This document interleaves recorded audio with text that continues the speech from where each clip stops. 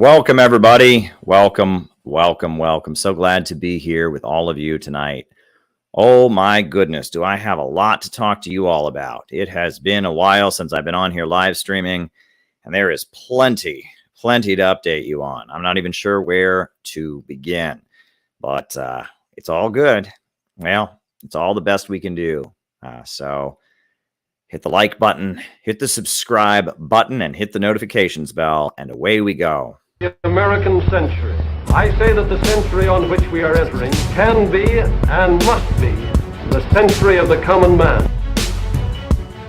A radical redistribution of economic power.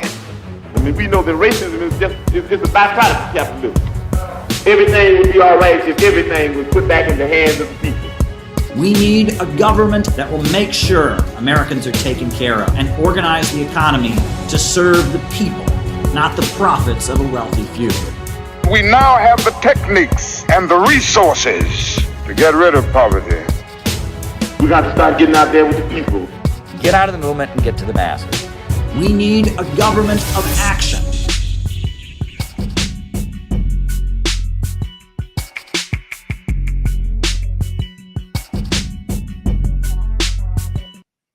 All right, everybody. Welcome. So for the first time ever, tonight's show is filmed before a live studio audience, and we're going to introduce the live studio audience to you. I got three really good friends and members of CPI who are hanging out with me here tonight. So if they would like to make themselves known on the camera, by all means, just duck your head in, guys. We got Sage, Sam, and Jim. So hey, everybody. Sam is here, Sage is here, and yeah, it's a little crowded. and there's Jim. Hey, it's Jim. Yeah. But at any point you guys have something you want to add, or they didn't see you. and any comments you want to add or anything. Hello, everybody. Yeah, it's pretty wild. It's pretty wild to have. We've done some amazing things in the last few days. Just incredible. You'll see it all. Yeah. So yeah, and if at any point you want to jump on, or you have any comments to add, or you want to answer somebody's question, or if people want to send super chat questions to the live studio audience, or to be answered by all of us, feel free, because wow, this is going to be quite a stream tonight. So hit the like button, hit the subscribe button, hit the notifications bell. The way this works is I generally give my opening remarks, and my opening remarks are then followed by the roll call, where we find out who it is on the other side of the camera, who it is who's watching. And then after that, after I do the roll call, then I answer super chat questions for the rest of the night. So if you have something you want me to talk about, or any of us to talk about here tonight, you can ask my guests as well. Just send a super chat. I will be writing super chat questions down throughout the program. So send a super chat question, and hopefully we will have a good answer for you. Super chats will be answered in the second half of our show. So with no further ado, I will jump right into our opening remarks for tonight. Oh, my goodness. So where do I begin? This weekend, we had our big Center for Political Innovation conference that just happened in Washington, D.C. Very well attended, good crowd of people there, great speeches. Scott Ritter was there. Garland Nixon was there. Dr. Wilmer Leon was there. Jyoti Brar flew in from the United Kingdom, the leader of the Communist Party of Great Britain, Marxist-Leninist. Who else was there? Nick Brana of the People's Party was there. Many of our own members were there and speaking. The Korean Friendship Association gave a statement. Daniel Burke from the Schiller Institute was there. Space LaRouche, Liam from the Schiller Institute was also there.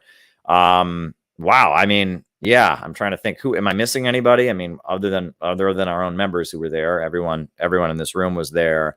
Our president, Elizabeth Young, was there. Lumpia Logic was there. Oh my goodness, a lot of people. Ryan Cotton was there. Class Analysis. Did you mention Peter Coffin? Peter Coffin. Why do I always skip Peter Coffin? The great Peter Coffin was there. Peter is actually making a documentary about the conference. He gave some great stand-up comedy kind of stuff. Introduced speakers, and he's actually making a full-length documentary about the Summit Against Hypocrisy. It was an awesome conference, and I'm going to talk to you all about that a little bit later. because after the Summit Against Hypocrisy, we did a pretty neat protest that we live streamed yesterday at the State Department. The day before that, we protested at the Museum of Communism. You probably saw that here on the YouTube channel. Now we're back in New York City, me and my buddies here, and we just protested against the president of Taiwan, right? The fictional president of Taiwan, because Taiwan is part of China, and the government on Taiwan has no legitimacy.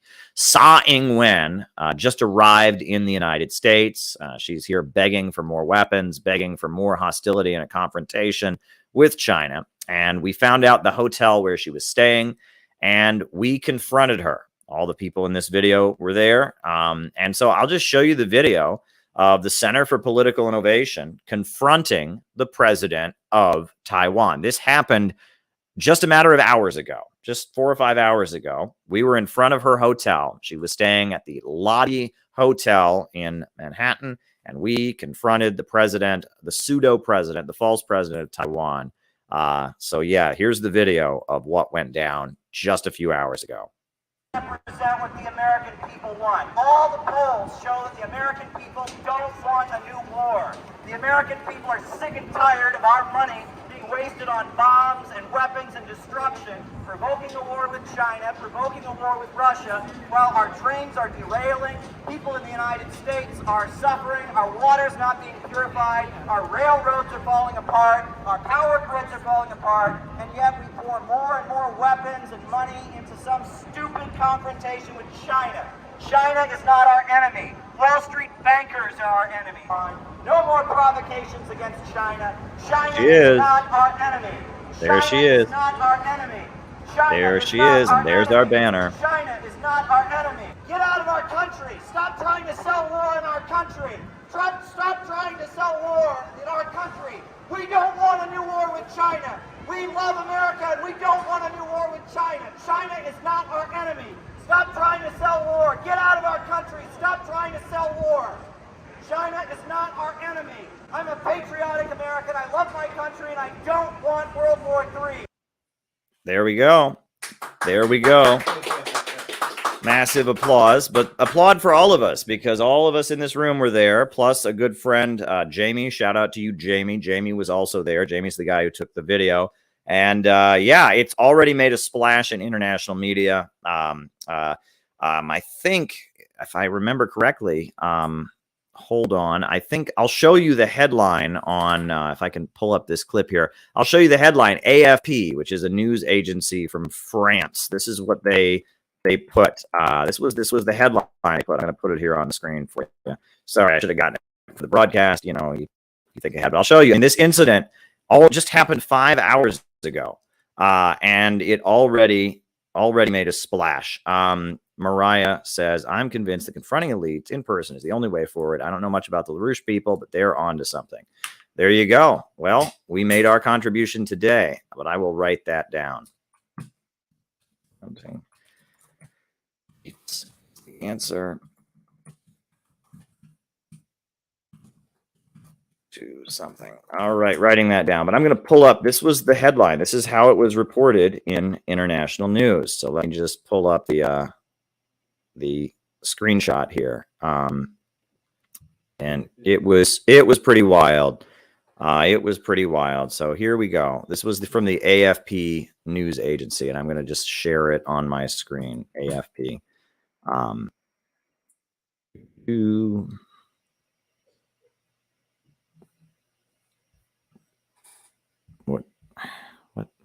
What is it doing here? Technical difficulties here.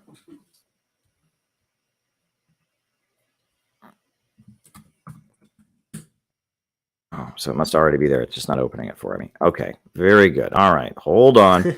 Hold on. Okay. Open file. I know it would be that. Yeah. Yeah, technical difficulties, folks. Technical difficulties. So AFP, open. I'll just show you. This is what was already on the AFP. This is what was already on the AFP.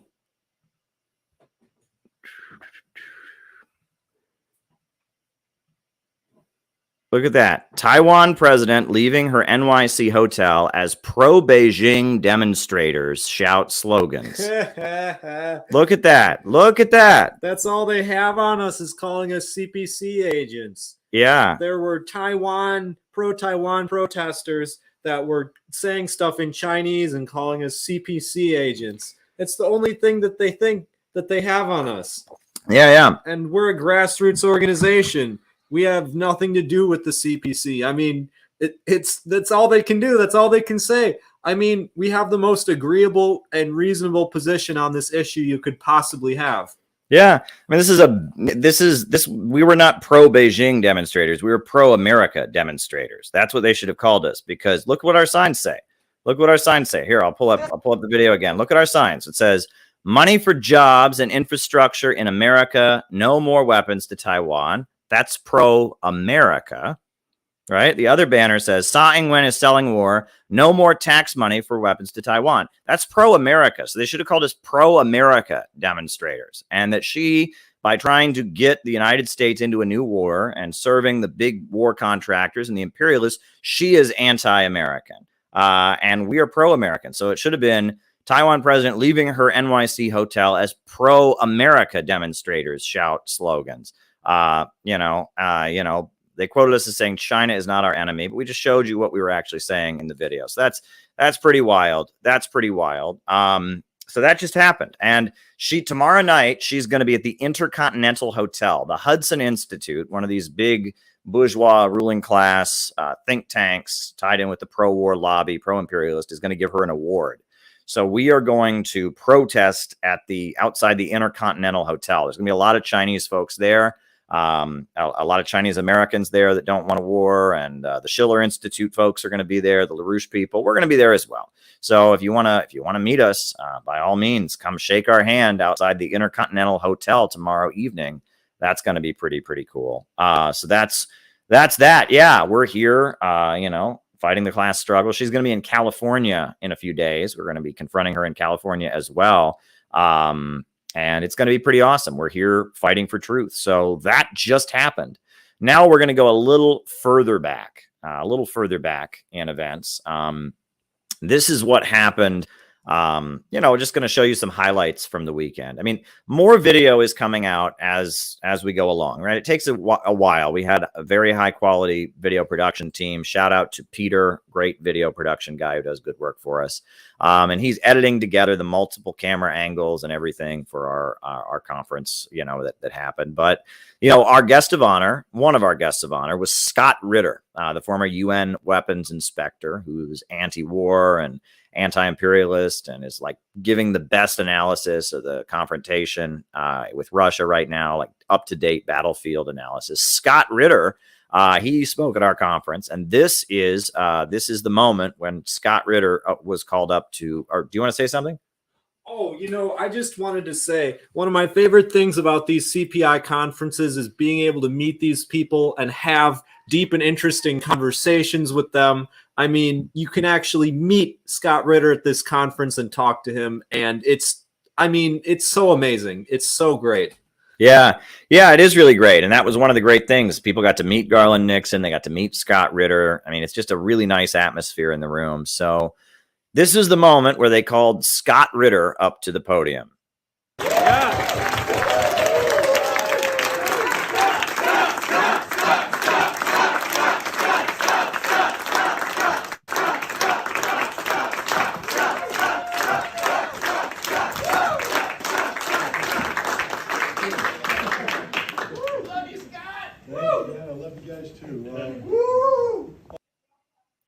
Yeah, that was pretty great. And his full speech will be up online pretty soon. So that was awesome. And Scott Ritter, he gave a great presentation. He talked about how his wife is from Georgia and how there is dispute over territory, but how the United States is trying to manipulate Georgia into a fight with Russia so that they can open up a second front. It's really, really great. Tyler McConnell, the great Tyler McConnell, who was out in front of the Museum of Communism, Victims of Communism or whatever. He was out there. He was doing great work. He gave a talk on Angola. Please have a conference in New York City, in North Carolina already. But Tyler says he met Scott Ritter, he met Garland Nixon, he met Joe T. Brar. CPI is awesome. Join CPIUSA.org. And that's what you ought to do. You ought to join. So go to the website and join right now. And Mariah is saying, please have a conference in North Carolina. We are ready. It's a super chat, so I'm writing it down. Please have a conference in NC already. Did you want to add something? Oh, this is Sam. Say, hey Tyler, be cool if you could be here, but you know how it is. Yeah. Man, it would have been great to have you. It was amazing. We saw Tsai Ing-wen come out. I couldn't believe it. And we were there. We made our statement. Just amazing. So amazing. Yeah. Well, the other thing, this Sam's channel is Bismuth Hertz. Bismuth Hertz. Yeah, let me type that in the chat. Right. Sure. Thank you. Just Bismuth Hertz.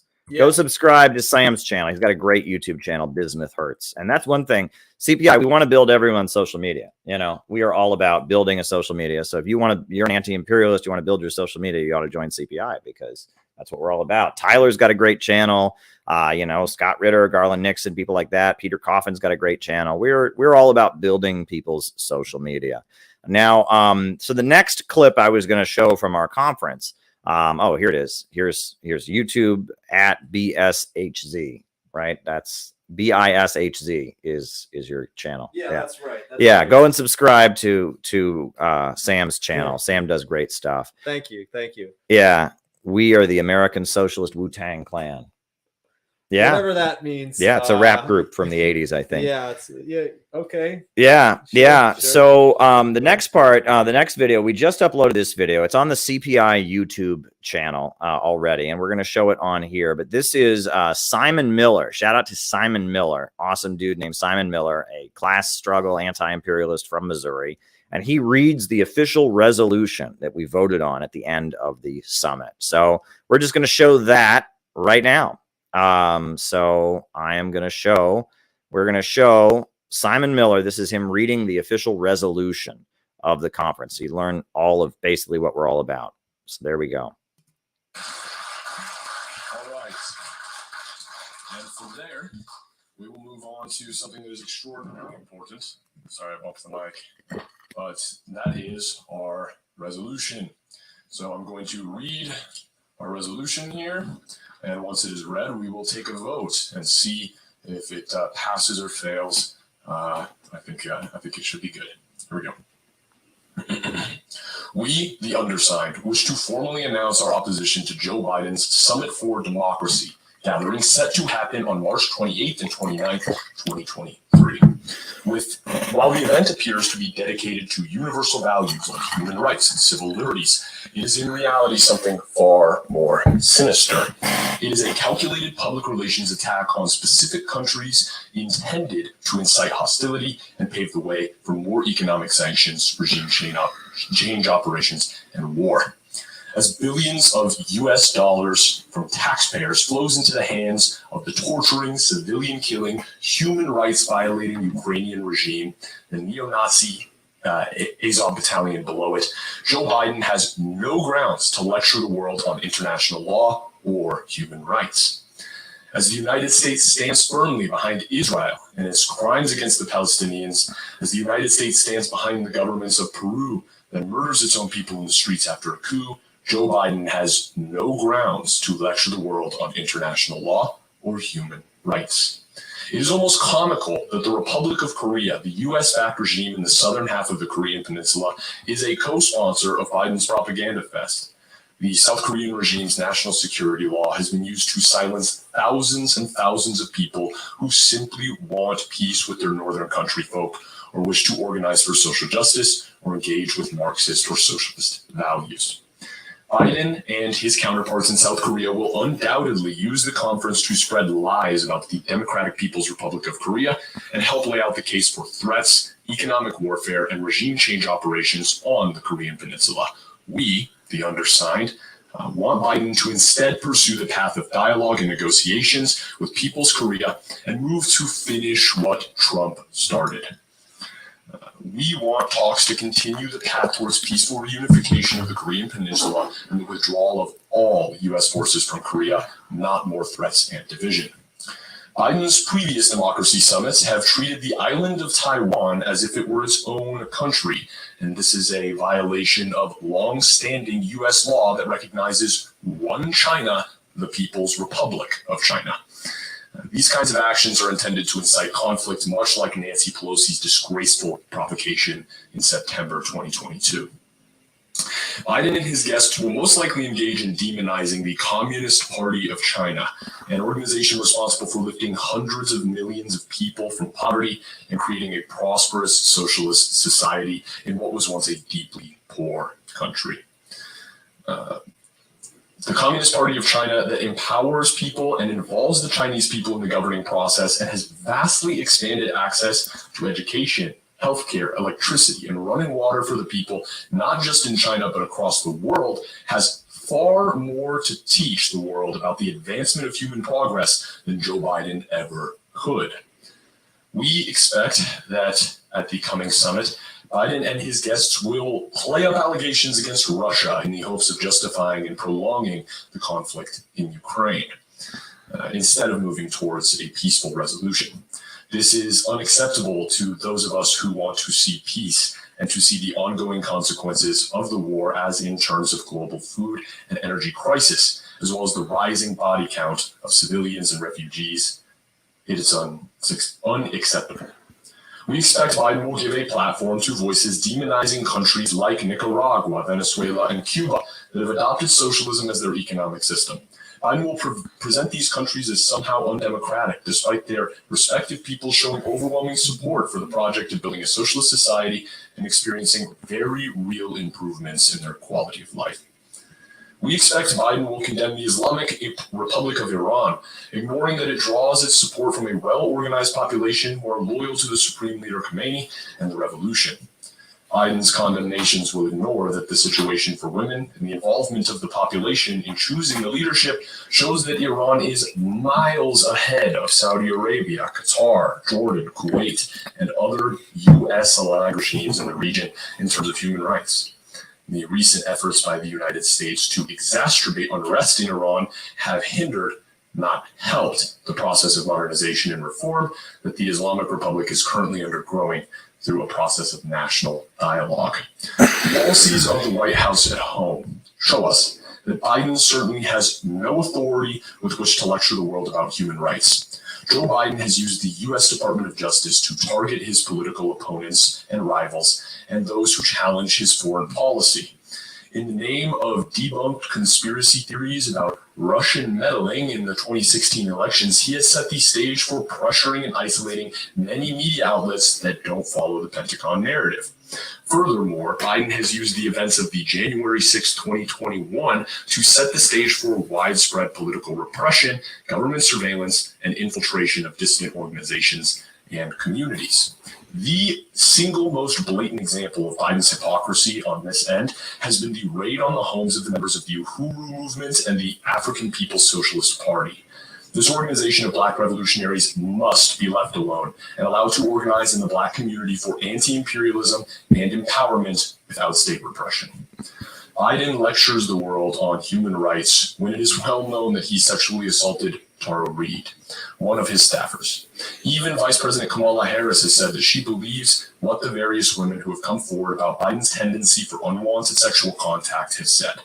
Not only is Biden guilty of sexual assault against Tara Reid, but he and his allies have waged a public relations campaign intended to discredit and silence Reid and prevent her not only from speaking out, but of making a living, feeling safe in her own home. This shows that anything, and I mean anything, Biden has to say regarding the issues of women's rights around the world is hollow bombast and should be treated as such. The Biden administration that raids the home of Black revolutionaries, that whips up anti-Asian stereotypes and racist tropes about Asiatic despotism to demonize certain countries, that presides over a system of mass incarceration which walks away millions, and that backs the Azov battalion in Ukraine, has no legitimacy with which to label anyone a white supremacist, extremist, a fascist, or a terrorist. The outrageous practice of pinning nasty labels like this intended to justify government repression on Biden's critics, dissident elements, concerned parents, or those who practice their religious faith must end immediately. The Biden administration has been proven to be cooperating with social media corporations such as Twitter and Facebook to suppress dissident views. New revelations from Elon Musk show that Biden's White House has turned social media corporations into vehicles of spreading medical disinformation, regime change propaganda, and partisan political manipulation. The information presented above, the Biden administration continues to pursue the extradition of Julian Assange, a heroic journalist who has committed no crime other than publishing information provided to him by leakers. Assange has been the subject to years of torture and imprisonment simply for letting the world see the ugly truths about the U.S. deep state and its operations. If extradited, he will face even more brutal persecution. All the charges against Julian Assange must be dropped, and he should be immediately set free. The information presented above should completely discredit the Biden administration and its upcoming dog and pony show. We, the undersigned, call for a new approach in U.S. foreign policy, one that seeks peace through development, win-win cooperation between countries, negotiation, and diplomacy, rather than unilateral sanctions and regime change, along with engagement with the truth, rather than disinformation and controlled discourse. We signed this document indicating we stand in opposition to Biden's administration and his Summit for Democracy, which is nothing but a war propaganda show, going against the desires of the American people for peace, international friendship, and economic cooperation. Okay, that is the resolution presented today. And now we are going to do the most important part, which is we're going to take a vote. And I think we're going to try it verbally, but there's quite a few people here. So if it's inconclusive, I might have to do a hand raise thing here. So based on what I just read, the resolution we have presented, all of you who are in favor of the resolution, please say aye. Aye. Okay. Okay, we're definitely gonna have to do hand raise instead. So let's do all in favor of the resolution. Raise your hand, please. And all against, please raise your hand. I don't see a single hand. What that means is that our resolution today has passed unanimously with every single vote in the House. That's beautiful. That's beautiful. We're calling out hypocrisy, folks. Thank you so much.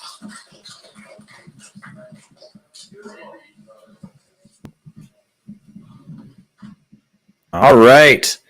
That was the conclusion and the reading of the resolution at the end of the conference. And that was pretty cool. And yeah, I mean, you don't know how fun these conferences are. You really don't know. I mean, it's really something special. I remembered we also, at one point, it was on Sunday, some of us took a stroll over to the White House. And I think I've got some video of that. I think I've got some video of that, if I remember correctly. Do I have video of that? I thought I had some video of that. I could swear I had some video of that. I do, actually. I just have to pull it out of my email. Just have to queue it up. Should I entertain them while you do it? Yeah, you can entertain them while I queue it up. Okay, yeah. So, guys, I don't know if you noticed my hat here. I'll show it to you. We have, Joe Biden says, "I left Americans behind." Kamala says, "Me too." Yep. There you go. I got these pins. I bought this one from Hiram. It has, U.S.-China friendship. And then these red stars, I actually bought them off AliExpress. You can get them for like $1.50 each if you know where to look. They're pretty good, actually. They're pretty good. And I feel like it really, I don't know. It's a unique look. I don't know what I would do if I saw me, how I would react. But, it's anyway. Yeah, I mean, it was really something, because at first you don't think you want to go to the protest. Oh, no. What are people going to think of me? How are people going to react? With the amount of positive attention that we get at these protests, it's so much more than you would think. And the internet really deludes you into thinking that all of these crazy people that don't want peace, you know, all these crazy people that are going to accuse you of all these insane things, makes you think that they're all in real life and that they're all going to do it when you're there in real life. Well, they're not. They're not. Most people actually like us and support us. So that's something that's very important, and that's why it's so crucial to go to the masses. Yeah. So here's some of the video from when we went to the White House. You know, this is actually, you see Ryan Cotton class analysis at the White House. So here you go. They are playing with our lives. They're playing with American lives. The way out is not war, it's peace and development. Defund Ukraine! Defund Ukraine! Defund Ukraine! Defund Ukraine! Defund Ukraine! Defund Ukraine! Yeah, so that was Ryan Cotton at the White House. And we got a couple other clips. We got, this is Simon. Put your mom into a hospital and would not allow her to get out of it because you do not have enough money to pay for her health care. I don't know about you folks, but it is Washington that has imposed that on me. It is Washington that has imposed that on American families for decades. So no, our enemies are not in Tehran. Our enemies are not in Beijing. Our enemies are not in Moscow. Our enemies are not anywhere else on the planet except for sitting right here in Washington, D.C., sitting in the White House. Yeah. I also wanted to show you, this banner that we got. I just think that's still there where it's in front of the White House. Finish what Trump started, peaceful reunification of the Korean Peninsula. And we got Trump shaking hands with Kim Jong-un. That is a really badass banner. It was really awesome to have that at the White House. I loved seeing the reactions we got to that banner because, you know, some people see Trump, they just bust a nerve and they have to go through their routine of being pissed off just from seeing his face. But the moment that they realize what we're actually standing for, things are a little different, right? So like people would come over and accuse us of supporting Trump and we're like, we don't love Trump. We just love what he did. He tried to make peace, you know? And they realize that we're being actually very reasonable. Despite the bombastic appearance on the surface, we're actually very reasonable-minded people, and people seem to actually appreciate that about us. Yeah. Also, shout out to Christian if you're watching. Christian got on the bullhorn. He made some remarks. This is Christian when he was speaking at the White House. This is Christian. Christian from New Jersey. To build up our country, no degrowth, no war in Ukraine. We need to stop all movements toward nuclear war. For my kids, for your kids, for all children in this whole planet. Yeah. That was pretty cool. So that was when we went to the White House. That was pretty cool. The very next day, we went to the Museum of the Victims of Communism.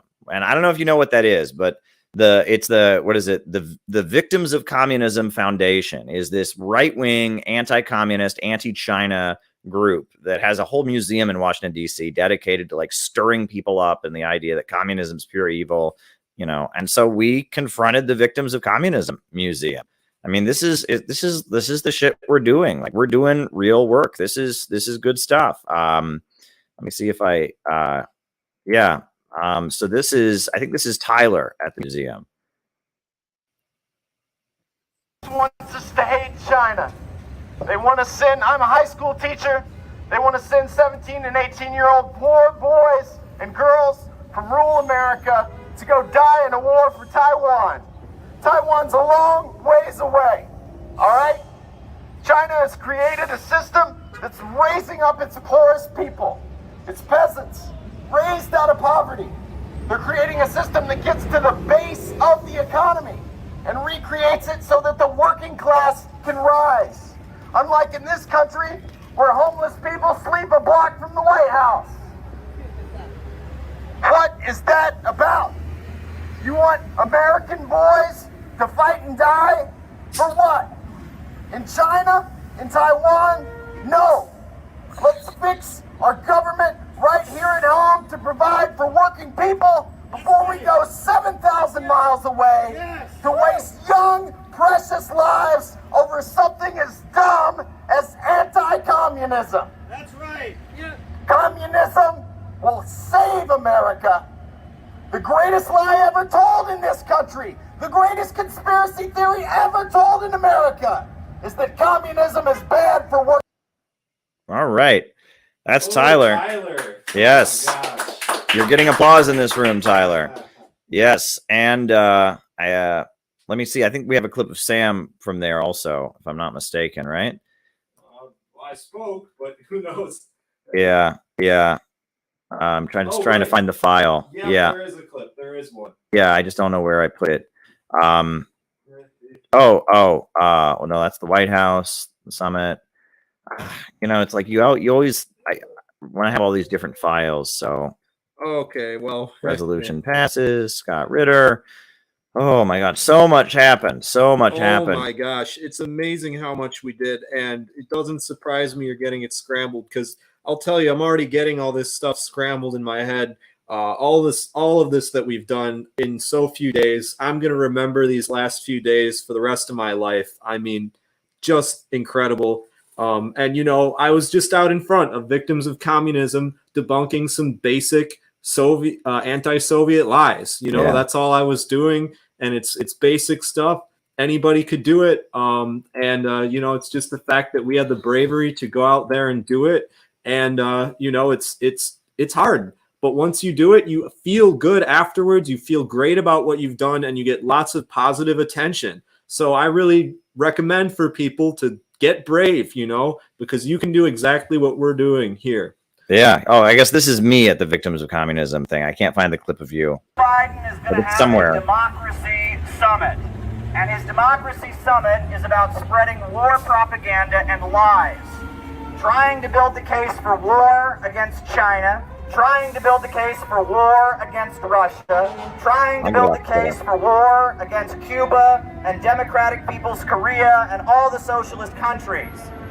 They have backed brutal regimes and dictators all over the world. They've backed death squads and murderous counter-revolutionary terrorists.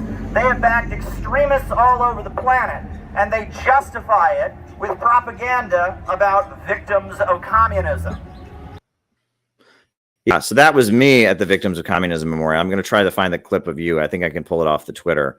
Yeah, I thought I had the file on my desktop. Yeah, I believe it's on the CPI Twitter. It is. Yeah, I just have to dig up here. So it's on the CPI Twitter. I can jump into here, and then I have to plug it in. All right, that's how these things work. You have to pull the files. So yeah. Yeah, and there's so much more we have to show you tonight. So stay tuned.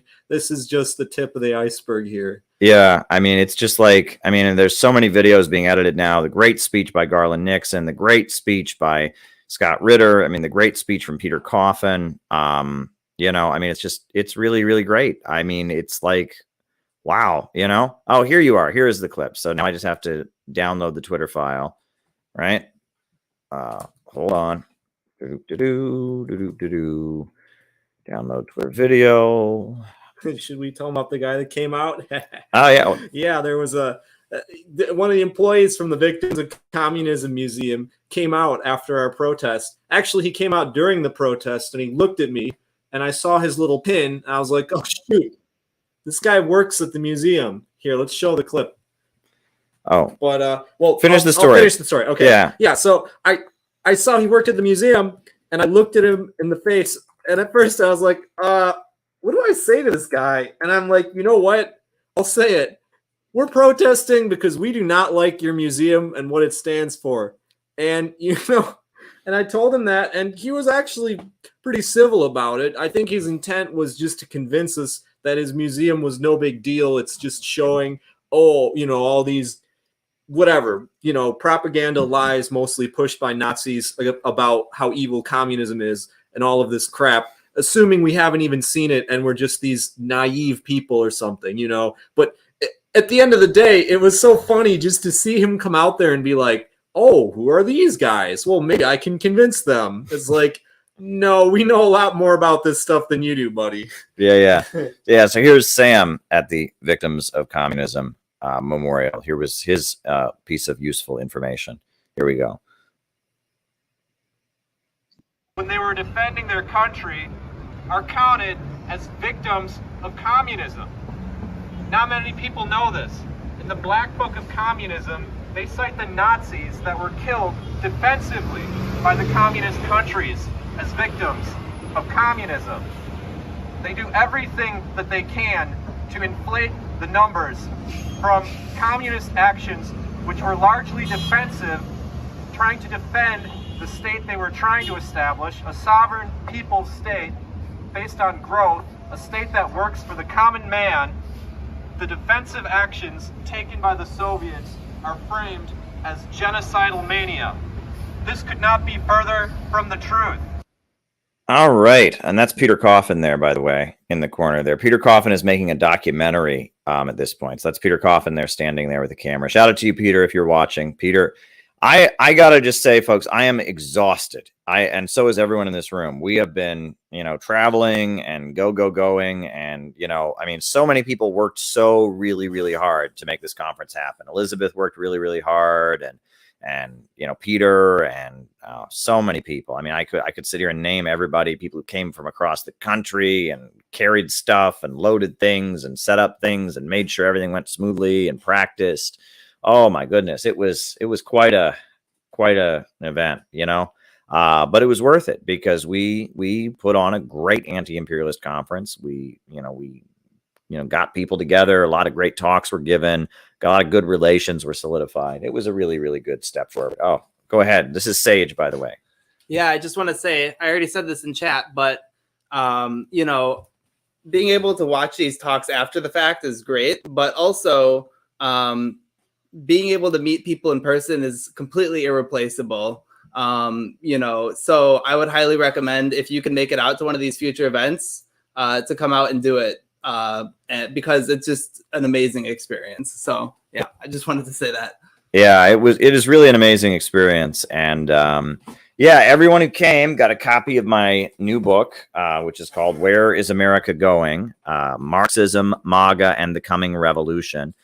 This is my new book, and people are liking it. It's got good reviews so far on Amazon. And, everyone who came got their own copy. And, I mean, it was quite an event. I mean, wait until you see Jyoti Brar's presentation. Jyoti Brar is amazing. We need to make Jyoti Brar famous. Can infrared people do this? Can we get the infrared community to mobilize to make Jyoti Brar more famous? She is the best. Carol, careful what you wish for there, but maybe so. Yeah. Whatever. Yeah. Say what you want. Yeah. Show. Yeah. Jyoti is amazing. She's the leader of the Communist Party of Great Britain, Marxist-Leninist. She came and, she's tweeting out different people that were speakers there. She's really awesome.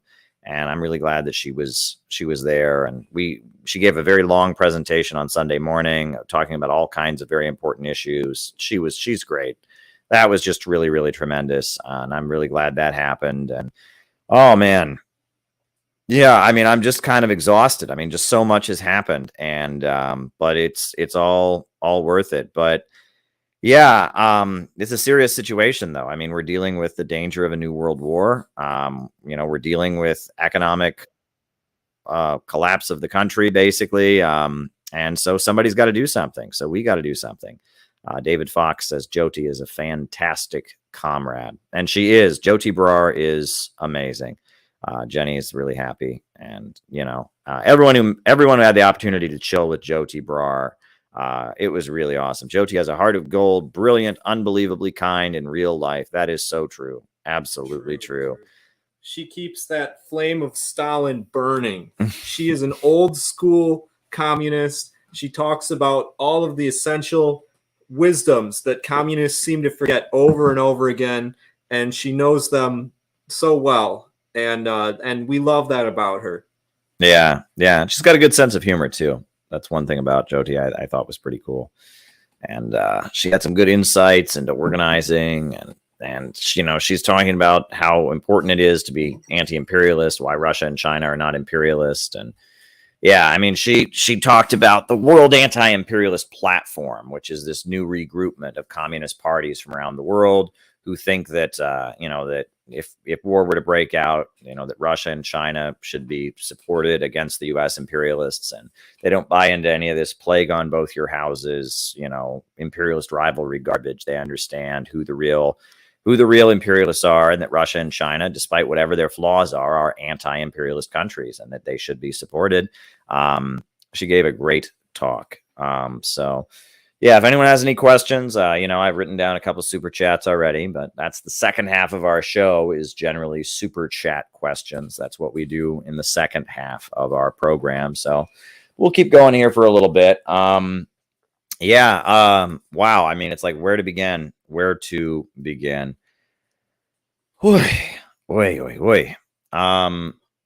Yeah, I mean, so many different topics were touched on and so much was done. That banner around the Korean Peninsula, that was clever, and it took a lot of people by surprise, I think. And it's really good that we did it. I think it's really good that we did it. Here's a good shot of that banner. I'm pulling it up. You probably want to say something while I pull up the shot. So go ahead. One thing that was really wonderful was when we were protesting with that banner, there was actually a group of Koreans who were filming and smiling and friendly. And, who knows if they even spoke English, but they just saw that we had Trump shaking hands with Kim Jong-un, and to them that means peace. So I just thought that was such a wonderful thing, that, everywhere you go, you find people that, they may not be represented on the surface level of the internet. They may be represented on Twitter. They may not be a prominent voice, but these are real people. These are real believers in their own people. These Koreans, they really do believe in themselves. They believe in the strength of their civilization, and they want peaceful reunification. Yeah. Here's an image of the banner that really, I mean, it's like, who else, what other leftist group would have the banner, have the bravery to do a banner like this? Finish what Trump started, peaceful reunification of the Korean Peninsula. And a literature table. I mean, this is the message we need to get out there, right? That of all the bad things Trump did or whatever, June 30th, 2019 was a great day. And I talked about that in my speech. And it was really important. We just had this anti-imperialist gathering and people from around the country. There's some things we might want to do better next time. I know people had some trouble sleeping because one of the Airbnbs where guests were staying from out of town was a little crowded, right? Is that true? Well, I mean, maybe part of it was because, we have a lot of very enthusiastic young members who like to debate every little thing from Stalin to flat Earth. And they want to do it all the way through 2 a.m. And, so I suggest if you go and you want a good night's sleep, definitely bring some earplugs and a noisemaker. It'll make it easier. But, it was wonderful to have those accommodations. And I don't really think they, I don't know.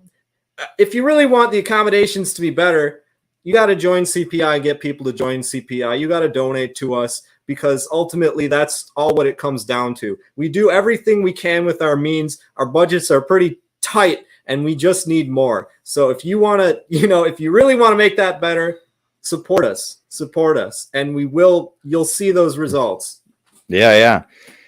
So, I mean, this was just overall, this was an important step forward for the Center for Political Innovation. And, a lot, stuff is being edited right now. Our editor guy is, video production guy is churning ahead, finishing it up and getting different videos up, uploaded and such. So, I mean, it's really great that we are able to have conferences like this, and that our organization can just march ahead and continue to wage the struggle. And I mean, this is a really big step forward.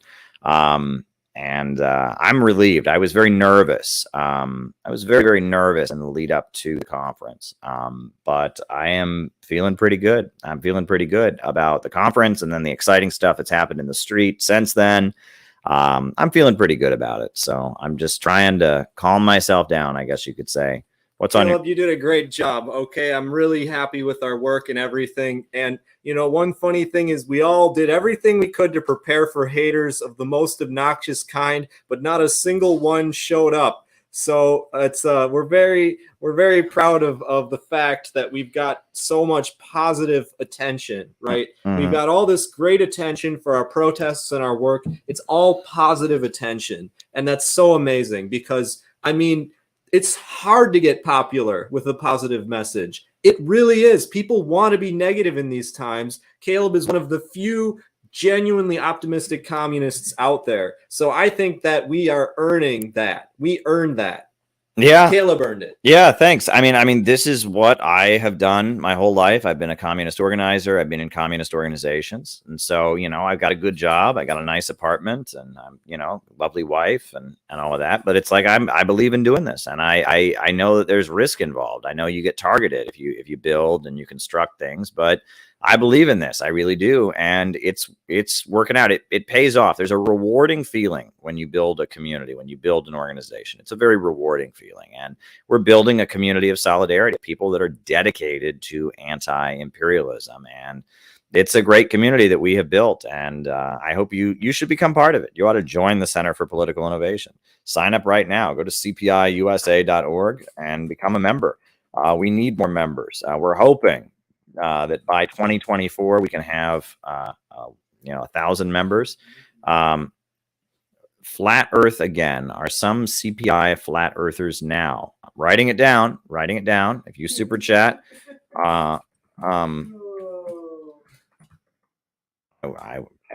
every super chat deserves an answer, Jane. That is a strange question, but I will give you an answer. I will give you an answer. So there you go. But folks should join the Center for Political Innovation, be part of what we do, because there's really no one else doing what we do right now. We are anti-imperialists. We are pro-American. We are pro-working class. We are not part of the synthetic left. One thing I was surprised at is we were outside the hotel is where was the PSL? You know, where was the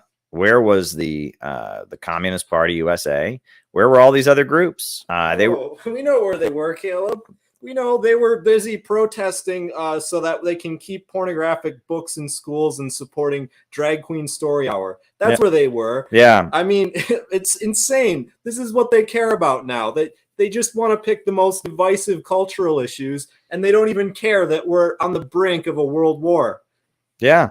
I mean, it's really bizarre. If you look at the website, if you look at PSL's Twitter, that's what they're busy protesting. They're protecting Drag Queen Story Hour. That it's like, yeah, sure, the president of Taiwan is coming to the United States and acting all crazy, but why worry about trying to stop a war when you could be focused on, defending Drag Queen Story Hour, right? I mean, that's just the most important thing. We got to make sure that kids sit and listen to drag queens read them books. That is so important. Well, listen, I mean, Caleb, if the world doesn't have Drag Queen Story Hour, we might as well nuke it. Okay, if they this is how these people think.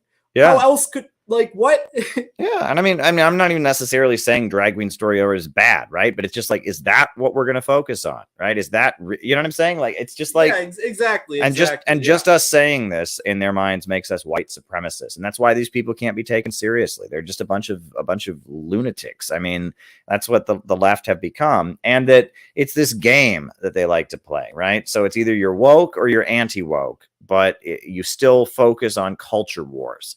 And we don't. We focus on building up our country, jobs, healthcare, education for American workers, and opposing the war and opposing wars. That's what we're focused on. And if you're for Drag Queen Story Hour, you're against it. Doesn't matter. But that's just not what we're going to do in CPI. We're not going to talk about that. Precisely. I mean, listen, I was on the side of the left supporting left-wing causes, feminism, all this stuff. And I think there's a legitimacy and a positive thing about it. But at the end of the day, you'll have your feminism or whatever, and you're blown up by a nuclear weapon. Or you'll have your gender bathroom thing, and you're blown up by a nuclear weapon because you didn't focus on something that mattered. And I'm not saying we're going to just prevent the war, but this is a world with butterfly effects. This is a world where our little work that we're doing is making a genuine difference. We will actually convince some people. And look, I mean, if we had spent this energy doing something else, there would not have been anybody there confronting Tsai Ing-wen when she came out of that hotel. There would not be anybody with a rational message like ours out there. I mean, there's some people, but it wouldn't have been our message. Yeah. Yeah. I mean, it was really interesting to see that, like, we actually care about this and these other forces just don't, and it's like, my goodness. I mean, this is a situation. This needed to happen. We needed to confront these forces, and we did. So there you go. I mean, I'm really glad we've been out in the streets, and it's been exhausting. And, I'm working my regular job, doing reports for RT, did some great reporting today, probably doing more reporting tomorrow, was reporting all last week. And, Hezbollah is a fake imperialist narrative. I'll give you an answer on that, Chase. But yeah, I mean, this is important that we're out there and that we confront these things.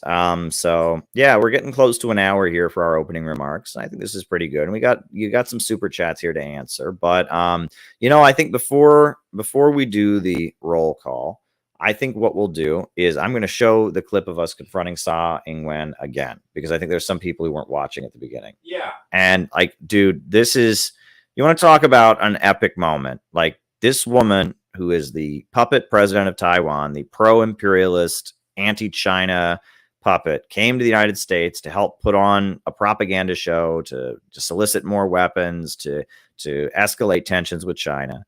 And she came here, and four of us plus the guy holding the camera, four full-blooded Americans just said, we don't want it. And and we confronted her, and this is what happened. So, like, if this clip doesn't get you amped up, I don't know what would. I mean, this is amazing. No other organization is going to do shit like this. All the left are too busy being I don't know what, being woke, being hoity-toity, being obnoxious. You know what I mean? Too busy focusing on protecting the Democrats from Trump or whatever. And we took it to the streets and we confronted the president of Taiwan. So here we go. What the American people want. All the polls show that the American people don't want a new war. The American people are sick and tired of our money being wasted on bombs and weapons and destruction, provoking a war with China, provoking a war with Russia, while our trains are derailing, people in the United States are suffering, our water's not being purified, our railroads are falling apart, our power grids are falling apart, and yet we pour more and more weapons and money into some stupid confrontation with China. China is not our enemy. Wall Street bankers are our enemy. No more provocations against China. China is not our enemy. China is not our enemy. China is not our enemy. China is not our enemy. Get out of our country. Stop trying to sell war in our country. Stop trying to sell war in our country. We don't want a new war with China. We love America and we don't want a new war with China. China is not our enemy. Stop trying to sell war. Get out of our country. Stop trying to sell war. China is not our enemy. I'm a patriotic American. I love my country and I don't want World War III. That happened today. And that was amazing, right? And no other socialist group in America could do anything like this. So, that's why we exist. That's why CPI exists, to do stuff like that. Well, they could, but they don't. Yeah. I mean, there we go. Really? Thoughts on Yeonmi Park? Is North Korea bad? Yeonmi Park, is North Korea bad? All right. So, I guess on that note, now we'll do the roll call. I'll call you all out as I see you. Names and locations. And names and locations.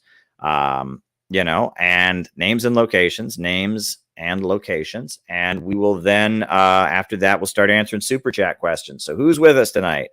Names and locations. I'm ready to find out. Roll call time. Who's in the chat? Names and locations. We got Klaus Kinski in Germany. We got Rupert Fellows in England. We got Gabby Hernandez in Chicago, Love Blind Hate in Binghamton, New York. We got St. David's, Bermuda, Cleveland Pirate Alex. We got Savero in Mexico. We got Kinky and Joshua Tree. We got Ryan in Kansas City, Jane Fredericks in New Zealand, Molly McGuire in Orange County, Jamie in St. Paul, Yada Yisrael in Chicago, Anthony. We got Doug in Newfoundland. We got the Moans of Production, Ventos. Carl, we got Ryan back in Oakland. Shout out to you, Ryan. Good to see you this weekend. Ryan gave a great talk on the financial system. That'll be up later. Bob Troy in New York, Auckland, New Zealand, Sweden, Mariah from North Carolina. I enjoy this community. We enjoy you too. Herb Bryant in Florida. Brendan in Shallow, Palo Alto. Brendan is with us.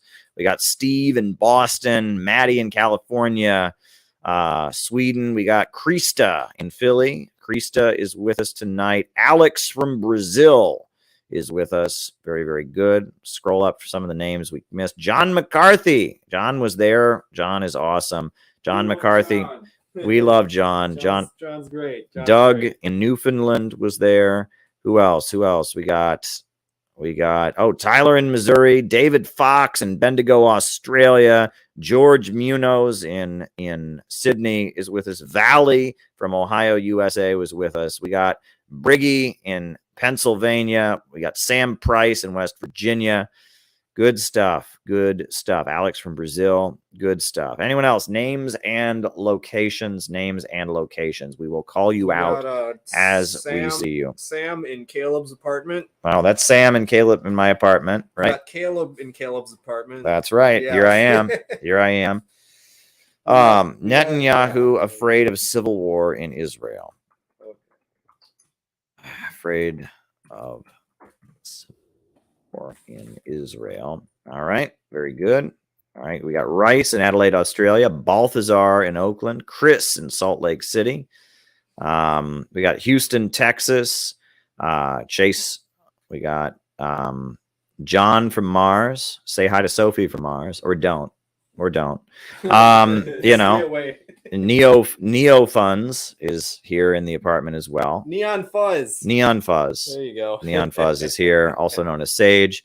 There we go. Balthazar in Oakland. Yeah, good stuff. All right. I feel like I should put a song on. Let me put a song on. I'm going to put a song on. What song should I put on? I'm going to put a song on because I feel like a communist song might be good. I'm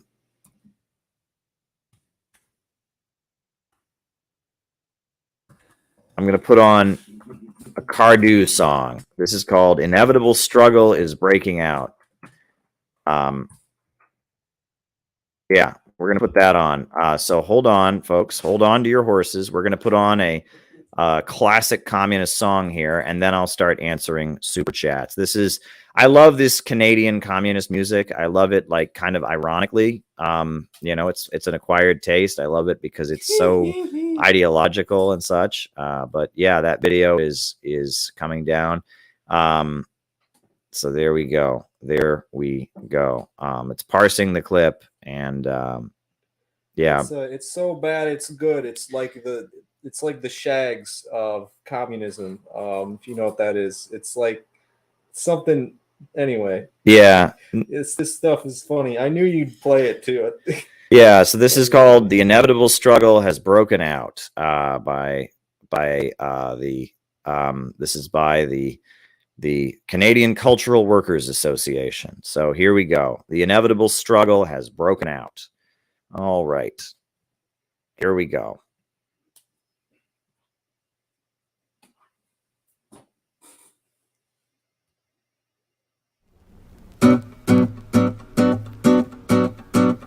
Comrades, antagonism will not cease. Only by struggle we advance. Conflict and strife will only but increase our strength and our resolute stance. So comrades, arise and let us boldly shout. To revolution's path we will cleave. And now, as always, we gather greatly grieve. Inevitable struggles broken out. So comrades, arise and let us boldly shout, to revolution's path we will plead. And now, as always, we cannot greatly grieve, inevitable struggles broken out. There are two functions that oppressors need, those of the hangman and the priest, to guard and protect their voracious greed. But the struggle against oppression has not ceased. Many times this century we've faced the storms, many times we've heard the cowards' lies, as they vainly try to pervert and deform science into hollow pious cries. So comrades, arise and let us boldly shout, to revolution's path we will plead. And now, as always, we cannot greatly grieve, inevitable struggles broken out. So comrades, arise and let us boldly shout, to revolution's path we will plead. And now, as always, we cannot greatly grieve, inevitable struggles broken out. Great Lenin fought against revisionism, showing to us we must defy all prostitution and base clericalism, and hold up the bright red banner high. The Party of Labor of Albania first recognized Khrushchev's violin, to fool the people with his megalomania and slander Comrade Stalin's glorious name. Khrushchev's lies have soundly been repudiated, shown to all the world for what they are. Workers of all nations are consolidated against the rise of any puny czar. So comrades, arise and let us boldly shout, to revolution's path we will lead. And now, as always, we cannot greatly grieve, inevitable struggles broken out. So comrades, arise and let us boldly shout, to revolution's path we will plead. And now, as always, we cannot greatly grieve, inevitable struggles broken out. Now if three worlds may engage in speculation to turn us from the path of revolution, but revolution is not just an aspiration, it's a problem that we take up for solution. Many times before we've heard these evil threats, and we have learned our lessons well. Led by the party and with no regrets, we'll send the traitors screaming straight to hell. So comrades, arise and let us boldly shout, to revolution's path we will plead. And now, as always, we cannot greatly grieve, inevitable struggles broken out. So comrades, arise and let us boldly shout, to revolution's path we will plead. And now, as always, we cannot greatly grieve, inevitable struggles broken out. And history's moving at a rapid pace, Marxism's victory burns bright. Red banners proudly streaming in their place show the international proletariat's might. So comrades, arise and let us boldly shout, to revolution's path we will plead. And now, as always, we cannot greatly grieve, inevitable struggles broken out. So comrades, arise and let us boldly shout, to revolution's path we will plead. And now, as always, we cannot greatly grieve, inevitable struggles broken out. Hooray! That inevitable. It's like, look. Yeah, that is some great communist music there. So yeah, they even got a verse there about Khrushchev and Stalin, and I feel like they should do that, but it should be like rap music. You know, that will really. Hey, I'm calling on Gavin. You know, you love rap music. You know, some of you guys, Tyler, you're talking about Wu-Tang.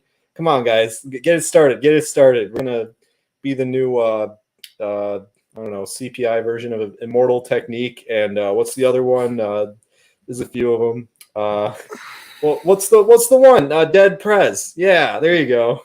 Very good. Got to do that. All right. So now I'm going to start answering super chat questions. So if anyone has any further questions, you know, if anyone has any further questions, please send a super chat and I will do my best to give an answer. And if anyone here wants to jump in after I give my answer and give their own version of an answer, feel free. So first question. Oh, there's one to write down. All will be well. All manner of things will be well. The world teacher, you see, keep fighting till all slaves are free. Keep great work. He's just happy. Okay, well, I appreciate it, John. I appreciate the super chat. I don't see a question there, so I'm not going to write it down, but I do appreciate it. Leave it on the screen here for a little bit. And there we go. All right, so the first question. Confronting the elites is the answer. LaRouche people may be on to something. Yes, I agree with that. The LaRouche people are very good at doing disruptions or interventions, as they call them. They've been doing it for years. They show up at events. They confront politicians. And that's something we can definitely learn from them. And Jose Vega, who is a member of the LaRouche group, has been doing this for years. He's been doing a great job. And he's teaching other people how to do it with the Rage Against the War Machine organization, with Nick Brana and the People's Party. And that is a great contribution they have to make. Now, I have done my fair share of disrupting in the past, and it can be a little bit nerve-wracking. Part of it is fighting against your own instinct, because we all have it in us. We just want to make other people happy. We want to please the other people around us. And when you do that, when you go into a room full of people who disagree with you and you make a scene and all of that, people are not happy with you. And it's very difficult to get over the social phobia of doing it. And it's kind of an art. You have to practice doing it. You have to kind of psych yourself out. There's a science to doing it. I remember years ago, I was at Occupy Wall Street, and there were just many times where security guards were kicking me out of buildings and stuff. And I learned to just, you just make them not part of your reality. You just kind of focus on the task at hand, and you can actually, it's really kind of a liberating feeling when you just learn, the art of just kind of being able to just focus on what you're doing and not conform to the crowd that's booing or conform to the security guard trying to kick you out. You just confront, and it's heavy stuff. And we need to train people to do it, because it is not easy to do. Everything within you, the first time you go and try to do it, your body, your mind is just going to go, no, and you're going to turn around. Yeah. Right. But you have to learn to psych yourself out, to get over your basic instincts to be a people pleaser kind of, and learn to just go in there, and just, go in there and make a scene that gets video recorded. It was awkward for us. When we pulled up today, right, there was a bunch of people gathered around there, and we unfurled the banner. I expected the police were going to shut down the sound system immediately. So I'm just like, okay, go ahead and film this, and I'll just start. You know what I mean? And we started, and we kept going for a while. They didn't shut down the sound for whatever reason. Right. And it worked. But, it was like you go there, and it's like everyone starts looking at you and all that. There's this social phobia that to try and keep you from doing that kind of thing. But you learn. It's just a skill you learn. It's like a muscle you learn. You strengthen it by using it, right? It is. Protesting and disruptions are based. What do you want to say about that, Sam? Oh, I was just going to say, when you first start doing this stuff, it's crazy. You're shaking. You feel like there's for lack of a better term, it feels like you're part of a column of air or something, something's coming down over you almost. It's really, really intense feeling, but you get used to that and you learn to harness it, and it actually strengthens you.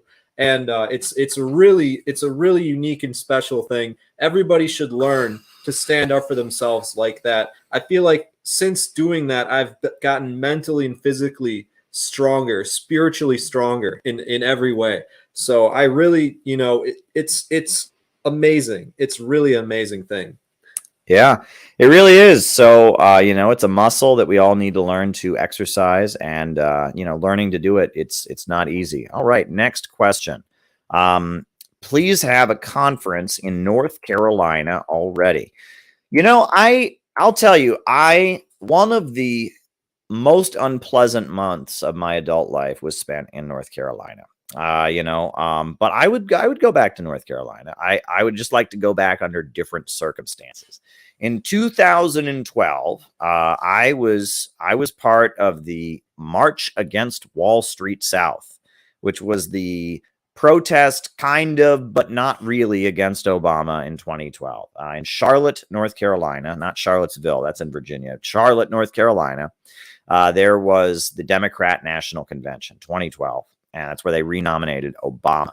And, the group I was in, the Workers' World Party, the International Action Center, we got the permit and we put on the protest, and we had it the day before the convention started. So it wasn't even during the convention. And on top of that, it was decided that it would be offensive to black people to actually protest against Obama. So they just had because the conference was in Charlotte, which is the headquarters of Bank of America, they protested. They had a march on Wall Street South. And I spent a month in North Carolina with people that worked at liberal NGOs who were ashamed of their communism. And it was absolutely miserable. And I mean, it was awful. It was an awful, awful month. I really was absolutely miserable. Things got better once the convention started. I was like protesting the convention. I felt better. But for a month, I was down there with a group of people who, group of people who really didn't appreciate the politics. Please let us know when Sa Ing Wen will be on the West Coast. All right.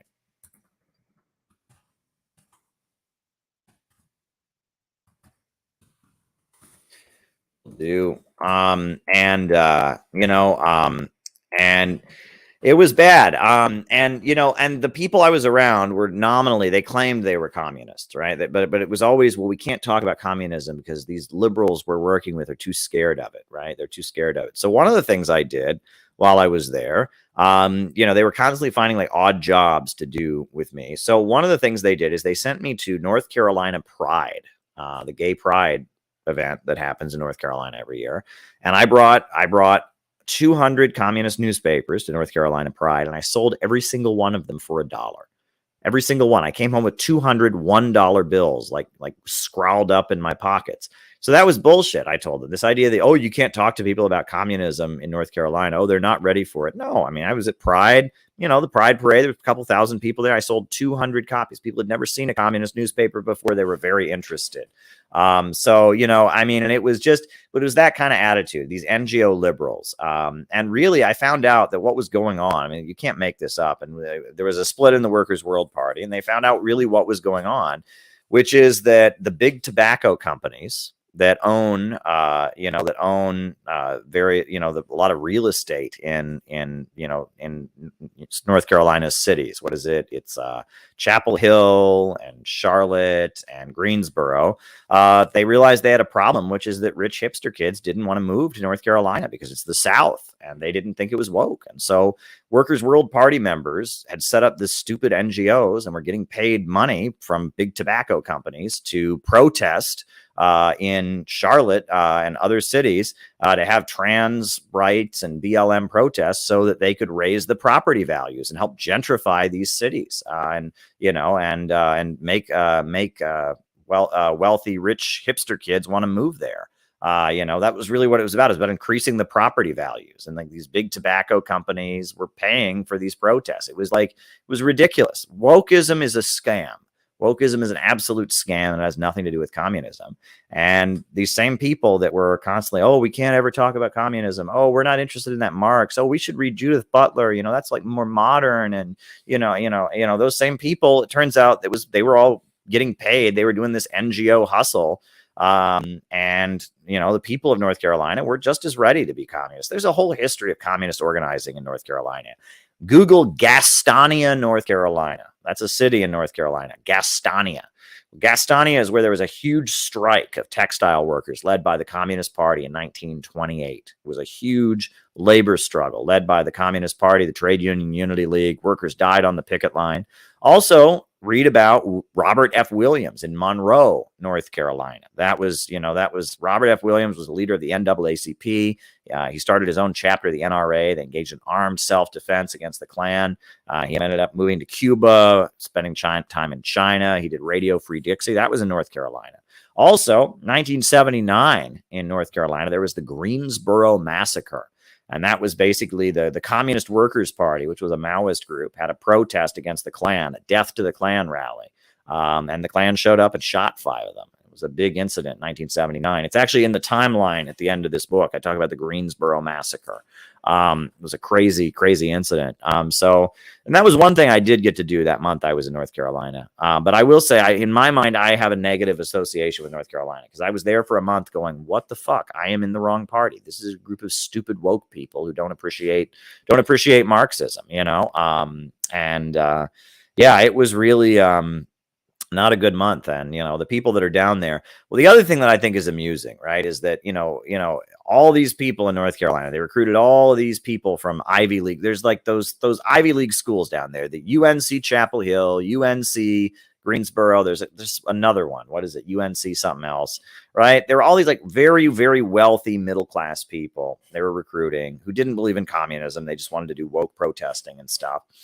And what I thought was amusing was that, you know, we were told, oh, they're the future of the party and all of this. They have all resigned. There's barely any of them that are still in the group. Like all of them have quit because they didn't believe in communism. If you're going to be a woke, why would you join a party with ties to North Korea? If you're going to be a woke, there's no reason to do that. There's absolutely no reason to do that. Duke, right? UNC Duke. And it was like these rich kids down there who joined it. And I will never forget, I was sent at one point, I was telling people this story the other day. I was sent to Chicago to do party work. And one of these UNC, Chapel Hill, UNC, Charlotte rich kids, had moved to Chicago. And so we like greeted her, you know, and she'd been in the party. She'd been in the party for 2 years. And she came up to me in Chicago and she said, Caleb, some people told us we support North Korea. She'd been in the party for 2 years, and the UNC, you know, the North Carolina wing of the Workers' World Party was so pathetic and woke, you know, and they were so uninterested in Marxism. She had no idea the party even supported North Korea. It was that ridiculous, you know, and the North Carolina wing, and they've all resigned, right? There was some sexual assault scandal or something. All of those people have quit, every last stinking one of them, except for, you know, certain person. I'm not going to name names. There's two of them that are still with it, but it was like we were told, oh no, the reason we can't talk about communism is because we're recruiting all these amazing people from North Carolina. They're just so amazing. They've all quit. They all have quit. You know what I mean? And so yeah, I mean, it just wokeism is the death end of communism. It is the death of communist groups, right? It destroys communist organizations. It has nothing to do with Marxism. Yeah, I mean, I know exactly why these people like North Korea, if they even know, like Caleb said, someone I don't even know. Here's why. They want to piss off their parents. That's why. They want to say, I'm a God-hating communist who believes in whatever else thing. You know, these people all have conservative parents with a bad relationship with them, pretty much across the board. And, you know, I'm sure there's exceptions, but this is such a common pattern. It's this adolescent type of rebellion, which, of course, burns itself out. And they love North Korea because North Korea has people in it that kind of hate the United States, right? They love North Korea not because they developed a sovereign economy that's independent, but because they have one or two propaganda posters with missiles going at the US or something like that. It's all about pissing off their family, and it has nothing to do with building an authentic movement here. Well, the other thing I want to mention, and this is interesting, is the reason we called it the March Against Wall Street South, we couldn't call it a march against the Democrat Convention, was it was like, oh, there's black people here. It's so offensive to black people to criticize Obama. And I remember thinking they were right about that at the time, because, I mean, there was a lot of people when we would go out and leaflet would say things like, are you anti-Obama and stuff like that. But the thing was, I realize now that, like, yeah, you would have gotten a negative reaction, but Obama's presidency ended and everyone's disappointed now. Everyone realizes what an awful presidency it was, you know, and, you know, sometimes you have to, you know, they would remember that if we had stuck to our guns and just said Obama's a fraud, you know, and they might have cussed us out then, but then now people would look back on that and go, those people were right. You know, sometimes you have to take a tough position and tell people things they don't want to hear, things that won't make you popular, things that will make you, you know, unpopular or whatever, you know, that, you know, sometimes you have to do it because now they would recognize that we were right, you know, and it may not have been the expedient thing to do in that moment, but it was the right line. Everyone knows Obama was an awful president, a warmonger, a horrible president, wrecked the economy of the country, left. Everything he came into office to fix has gotten worse, right? Racial tension in the country is worse than it was before. Mass incarceration, worse than it was before. The wars, he was going to reset our relationship with the world. It made it worse. Like everything Obama came into office to fix has gotten worse. Healthcare, access to healthcare, living conditions. Obama was the first president to ever cut food stamps. No president had ever cut the amount of food aid that low-income families get. I mean, it's just, Obama was an awful president in many ways. And if we had done the hard thing, and it would have been hard, and that's why I was kind of duped into agreeing with them, it would have been hard to actually call him out and tell people who didn't want to hear it how bad Obama was. But you have to say difficult things to people so that you can stand for truth. So there you go. What's up, Sam? I was just going to say, these Malcolm X warned us about this stuff. He talked about how white liberals will come and pretend to be your friend when in fact they don't have your interests in mind. Well, Obama is pretty much the best friend of the same type of people Malcolm X was talking about. It's not hard to understand these things, but these organizations would have you believe that one or two extreme black liberals who love Obama represent every black person, like there's some uniform mass that all thinks and acts the same. It's not true, right?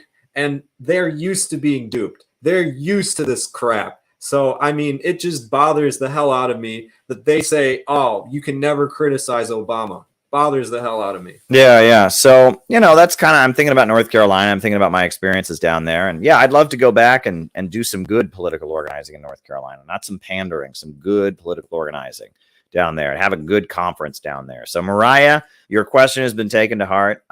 It looks like our next conference is going to be in Portland, Oregon. Yeah, we're going to have a Southern conference. We've been thinking Georgia, Atlanta, Georgia, maybe, maybe the Florida Panhandle, something like that. We need to do something in the South. We haven't been to the South. We have a lot of Southern members and supporters and viewers.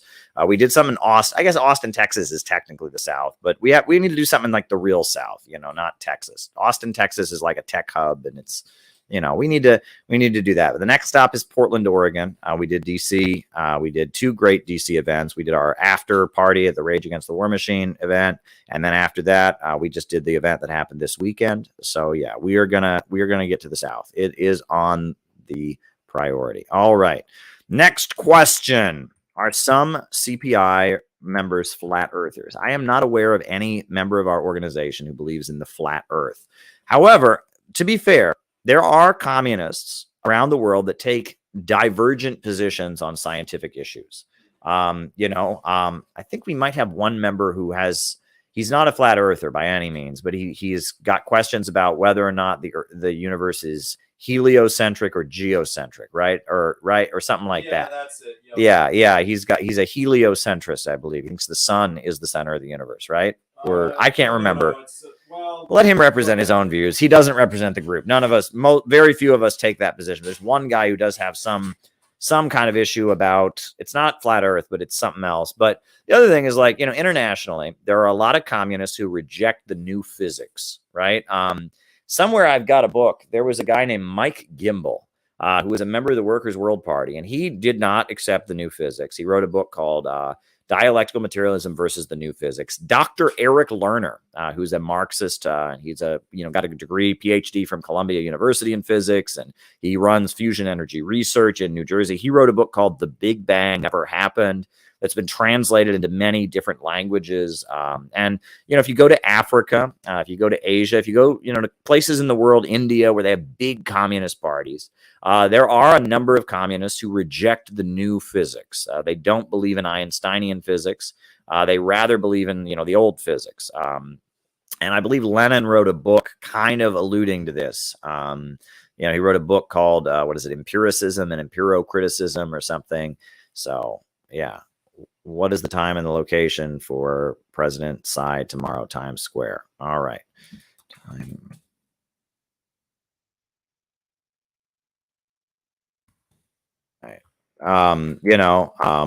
So there's that. The other thing is that there's controversy about AIDS also, right?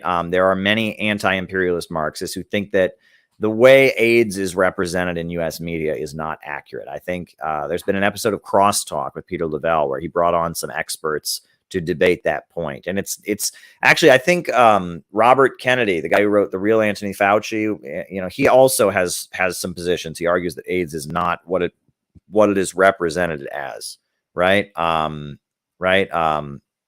Real Anthony Fauci, RFK. Yeah. This guy, I believe in this book, he talks about the HIV crisis. This is Robert F. Kennedy Jr., and he actually also argues that some of the science around AIDS is misrepresented. I don't know enough about it. I really do not know enough about it. And if I did, I wouldn't. I don't know. I'm not a scientist, right? As far as I know, Einsteinian physics is good, but you talk to Mike Gimbel, talk to Eric Lerner, they take a different issue. As far as I know, AIDS is just a sexually transmitted disease. But talk to Robert Kennedy Jr. and talk to a lot of communists in Africa. They have a different interpretation. I don't know enough about it. I just don't know enough about it, and so I don't comment on it. But there you go. Russian church taught flat Earth prior to Christian. Is that actually true? I don't know if that's actually true, Jane. That sounds like something somebody might say, but I appreciate you saying that. I'll have to look into it, but I'll have to look into that. I don't know if that's true or not. I think a lot of people in Russia are very scientific, and I'm not sure of that. I'm not sure that, Jane, but maybe you've done some research we haven't done. All right, but next question. Okay, we're moving on. We're moving on. Something funny, but yeah, that's okay. Whatever. Next super chat says Michael Parenti calls them ABC, anything but class leftists. Yeah, just take the flat Earth money, Caleb. Anyway, could you post your channel sometime the interview you did with Dr. Eric Lerner? Well, I already, it's on the channel. I just have to dig it up. I can link it. I'll do that for you. I'll link it, Eric Lerner interview, because I've done that before. It's back in the archives. It's on this channel. Foo Fighters did a benefit for AIDS skeptics. Who are the Foo Fighters? That's a band. Okay. All right. Foo Fighters did benefit for AIDS skeptics. I don't know. I'll show my interview with Dr. Eric Lerner on here. It wasn't about physics. Well, it was about fusion energy research, but I'll show it on here. When I get to that, John, I will actually show that interview just so you can see it, because it's like a 2-minute story I did for Press TV a long time ago. It's already on this YouTube channel, and I'll pull it up. Why not? Right? Okay. But Michael Parenti calls them ABC leftists, anything but class leftists. Well, it's interesting because there's this term that goes around now. The term is class reductionist. And the way these people use it, it means anyone who talks about any economic issue and doesn't just do a bunch of woke wankery, right? It means if you focus on anything but defending drag queen story hour and demanding everyone put pronouns in their bio and why Trumpers are all Nazis, the same as Hitler because they voted for Trump. You do anything other than that, they claim that you are a class reductionist. But when I first heard the term, there is such a thing as class reductionist. There's a communist group that used to chant, white power and black power are the same. Racism is the boss's game. Well, that's not a good chant, because white power, which is white supremacists, neo-Nazis, and black power, which is the resistance of black people, black nationalism, etc., are not the same. They're fundamentally not the same. But if you say all that matters is class, that's actual class reductionism. If you're saying that women don't have the right to protest around women's issues, or that there is no oppression of women, you're saying that there is no racism or whatever, that's actual class reductionism, where you deny others' struggles. But Marxists are not class reductionists by definition. In fact, Leninism is all about how imperialism is the main contradiction. And imperialism is about oppressed nations. Right? That's the whole theory of imperialism, argues that, that the capitalists of Africa, the national bourgeoisie of Africa, is oppressed even though they're bourgeois, right? The workers of Africa are oppressed along with their bourgeois by the imperialist bourgeoisie. And that ultimately, right, class, Leninism is by definition taking into account imperialism and saying imperialism is the main contradiction. So it's not class reductionist, I guess, imperialism reduction. I don't know, but it's not I mean, it's not rejecting women's struggles. It's not rejecting the struggle of oppressed groups. It's just arguing that the main contradiction in the world today is imperialism. And it is, right? It is. The class, the struggle between the factory owner and the factory worker, the employer and the employee, is not the main contradiction of society. It used to be, right? During the rise of industrial capitalism. Now the main contradiction is between the imperialists, the big monopolies, the trusts, cartels, and syndicates that sit at the center of the global financial system, and the forces around the world that are resisting them. Imperialism is the main contradiction of the time we live on, but that doesn't negate other struggles either. So yeah, ABC leftists, yeah, they'll talk about anything but economics. They don't want to talk about economics because that, that doesn't help divide people. There's a quote from Marx that I've quoted many times. When these people say populism is bad, right? Let me pull up this quote from the Communist Manifesto, because it's just I can't quote this enough. I just want to hammer people on the head with this quote, because this shows you why communism is the opposite of wokeness, right? This is not woke. This shows you communism and Marxism is the opposite of wokeness. Quote, all previous historical movements were movements of minorities or in the interest of minorities. The proletarian movement is the self-conscious, independent movement of the immense majority in the interest of the immense majority. So communism, the struggle of people to be free from capitalism, with the working class, those who sell their labor power at the lead, is the struggle of the majority. Wokeism is a fetishization of obscure minorities. That's why it's they've got 52 different genders, and they've got every disabled people and fat phobia, and they've got every form of minority that they can possibly think of, right? I mean, it's like everything, racial and sexual minorities. They're obsessed with obscure minorities. Well, actually, Marxism is a movement. The proletarian movement is the self-conscious, independent movement of the immense majority. That doesn't mean we want to hurt any minority, right? We don't want to harm any particular minority. We want to uplift voices that have been oppressed by this system.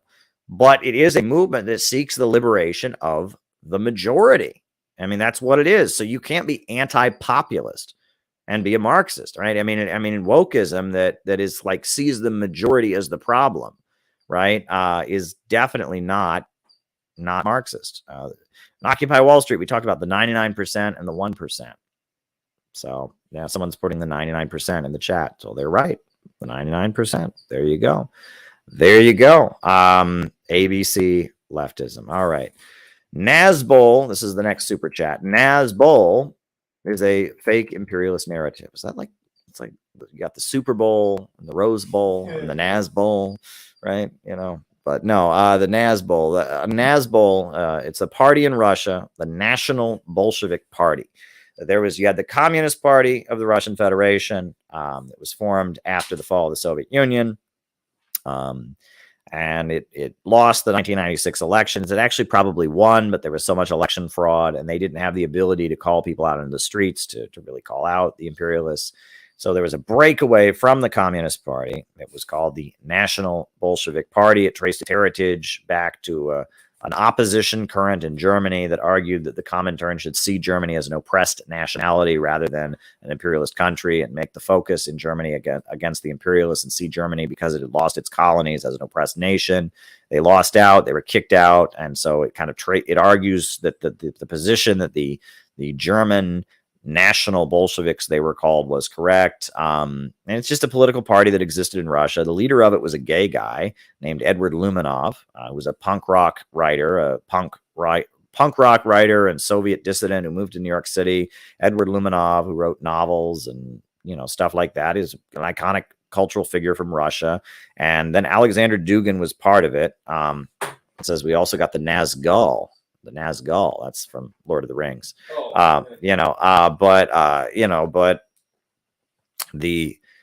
Yeah, I mean, it was a political party that existed in Russia in the 90s, and it was dissolved because they, were involved in illegal activities. And it was kind of a punk thing. They wore leather jackets and they got into fights with people, and it was just kind of an attempt to do something different. The Communist Party was seen as kind of this stodgy old party, the party of the Soviet Union, the party of pensioners, senior citizens, elderly people. And so they formed this sexy new punk rock party that got into fights with people and was a little bit too rowdy. And then it was outlawed. And that was the end of that. And then Alexander Dugin moved on to form the Eurasian movement. And Edward Luminov, the other guy who started it, he started this other party called Other Russia, I think it was his party. And it's just like, it was a group in Russia that no longer exists. The funny thing is, though, on the internet, a lot of people think Nazbol means they're these Nazis that are pretending to be communists. They're called Nazbols.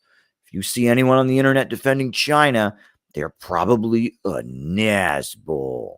It's like this fictional creature that everyone talks about, the Nazbol. It's like, it's anyone who's not liberal is part of the horseshoe, right? Yeah, it's this silly like liberal thing, and it doesn't exist. I mean, it just does not exist, right? Yeah, it's the classic lie. Communism and Nazism are the same. Right, and it's not a real thing. I mean, there are Nazis that do put on different aesthetics sometimes, but they're clearly Nazis. They're patriotic socialism. Patriotic socialism isn't even a thing. I was talking to Peter Coffin about this, and it's like, we never called ourselves patriotic socialists. We just called ourselves socialists, and we rejected this silly, woke, new left stigma against patriotism. Socialism, Marxism, Leninism is inherently patriotic. If you don't believe me, go and read Lenin's essay on great Russian patriotism, right? Go and read what Lenin called the Tsarist Empire, the Russian Empire, the prison house of nations, but yet he called on the Bolsheviks to be patriotic, to great Russian patriotism. Lenin, great Russian patriotism. I'll link you the essay. On the national pride of great Russians by Vladimir Lenin. Lenin was patriotic to the Russian Empire, even though he wanted to break it up. He called it the prison house of nations. Go and read it. Go and read the essay. So if Lenin is calling on the people of Russia to love their country and love their homeland, and he writes a whole essay about it, there's nothing anti-patriotic about it, right? I mean, if you're a communist in America, you should love America. You shouldn't love racism. You shouldn't love wars and colonialism, but you should love the country, and you should see socialism and breaking out of imperialism as a way to make a better country. It's just kind of common sense. It's just basic common sense. And go and read what Lenin said about, if the prison house of nations, if Russia, under the leadership of the Tsar is a country that you can be patriotic to, then you can definitely be patriotic to the United States. The idea that patriotism and Marxism are opposites. It's just, we're just a group of Marxists, and it fits with out of the movement to the masses. We want to actually be a real political party, and real political parties make a case that they will make life better in the country. They don't make a case that the country's evil and they're going to have a little baby tantrum, Well, and there's the whole political compass explanation. So stupid, right? It's that, here's your economic axis and here's your social one. The people that are economically progressive but socially conservative, those are the Nazbols, because clearly Nazism is conservatism and all of this crap. I've seen this garbage understanding from so many people too. I mean, anyway. Yeah, I mean, you should be anti-imperialist, obviously. You should be anti-racist, but the idea that you should hate the country in which you live, and that's like a qualification for being a communist, and those who don't hate the country in which they live are some kind of weird, special, like deviant group called patriotic socialism. That's not true. Go and read the Lenin essay that I'm putting here. Go and read it. Like Lenin said, you love your country. So that's just pretty basic. And all serious political forces in any country love that country. If you want to lead the country, you should love it, and you should communicate that you love it. And if you don't love the country, you have no basis on which to aspire to lead the people of such a country. So it's just pretty much that simple. Not much more to it than that. All right. Thoughts on Yeonmi Park? Is North Korea bad? Yeonmi Park is hilarious. People have to push the trains. The trains in North Korea, they don't run like normal trains do. I mean, North Korea is a country that is up against a lot. You know, they had millions of people killed during the Korean War. The USA has blockaded and barricaded them. After the fall of the Soviet Union, their economy was devastated and people starved, but yet they have held out against all of that. They supported the Black Panthers and welcomed them as heroes. They have universal housing, universal literacy. They've launched their own satellite into orbit. You know, this is a country that yeah, it's not, you know, this ideal open society. It is very much a locked down country that is fighting for its life against the imperialists. But despite all of that, they've done an amazing amount. And they have supported the Palestinians and supported the African people in their struggle against imperialism. And they have done a lot to, you know, empower women. And yeah, overall, North Korea is a country with many great achievements, but it's also had many great difficulties. But if you want to help the people of North Korea, the thing to do is to get the imperialists off their back. Let them start trading on the global economy. Let them start to be a real country, not a country that's like locked out of the global economy and under threat of destruction. You know, North Korea is a socialist society that's under attack, and despite everything that they're up against, being boycotted by the world economy, being threatened with annihilation from the United States, they've had many great achievements. And if you want to learn about North Korea, I recommend you go read North Korea, Another Country by the outstanding Korea scholar Bruce Cummings, Dr. Bruce Cummings. He's written great books about Korea. I also recommend some other books on the topic of North Korea. This is a good book. This is called Korea, Division, Reunification, and U.S. Foreign Policy by Martin Hart Landsberg. This is a very good book. I recommend this book if you want to learn the history. I'm sorry to interrupt. I also have a copy of that book, and I like it a lot. Yeah, it's also got Sage's endorsement. Neon Fuzz likes it as well. This is a very good book on the topic of North Korea if you want to learn more about it. This is actually a really interesting book. It's called Everyday Life in the North Korean Revolution by Susie Kim. And it kind of studies, you know, the way average Koreans experienced the years of 1945 to 1950. This is a very good book, kind of showing you the perspective that what it was like to see the country transformed to socialism during those years. I really recommend it. You can learn a lot from this book. So there you go. So yeah. I recommend, if you want to learn about North Korea, read the work of Bruce Cummings, read the Martin Hart Landsberg book, read Susie Kim. There's also a very good book by Anna Louise Strong. Anna Louise Strong wrote a book called like In North Korea, and that's all online, so you don't have to buy a book. Let me pull it up. I can link you that book. She was there. It's called In North Korea, the First Eyewitness Report. And this is Anna Louise Strong, the socialist woman journalist from Chicago. She wrote this book called In North Korea. So you can read about that. She went to North Korea in 1949 and kind of saw what socialism was like. I have a recommendation for very surface level, but very entertaining content that will get you thinking that North Korea is not crazy. There's a channel called Boy Boy, has a video where they go and get a haircut in North Korea to prove that you can actually get whatever haircut you want in North Korea. And it's hilarious. I love those guys. And they just show that it's pretty much a normal country like any other, aside from its unique circumstances politically. Yeah. So there you go. Okay. Netanyahu is afraid of civil war in Israel. Yeah, there's a political crisis going on in Israel because there's a big fight among the Israeli ruling class. It's very clear that the hard right in Israel, the Netanyahu wing, their interests are very different than the interests of the overall imperialist bourgeoisie, right? The imperialists set up Israel to be their attack dog in the Middle East, to beat back the Arab peoples and fighting for national liberation. However, you know, there are a lot of Israeli capitalists and they have their own interests. And that's why Netanyahu was so close with Donald Trump. And that's why Israel is not fully on board with the USA against Russia. You know, there's a lot of Russian-speaking Israelis and all of that. And so there's a political crisis in Israel. And the hard Israeli right is just more independent. And there's also a big faction of Israel that's just completely integrated and tied in with the United States. So there's a power struggle. There's a Bonapartist struggle within the Israeli bourgeoisie right now. Netanyahu is on one side, and the overall imperialist bourgeoisie, the liberal order, is on the other. And we'll have to see how it plays out ultimately, because when Israel began, it presented itself like it was just this amazingly progressive country. It was a socialist commune in the desert. You know, they made a movie called Exodus, which was written by a Communist Party member named. Sounds like Kurdistan.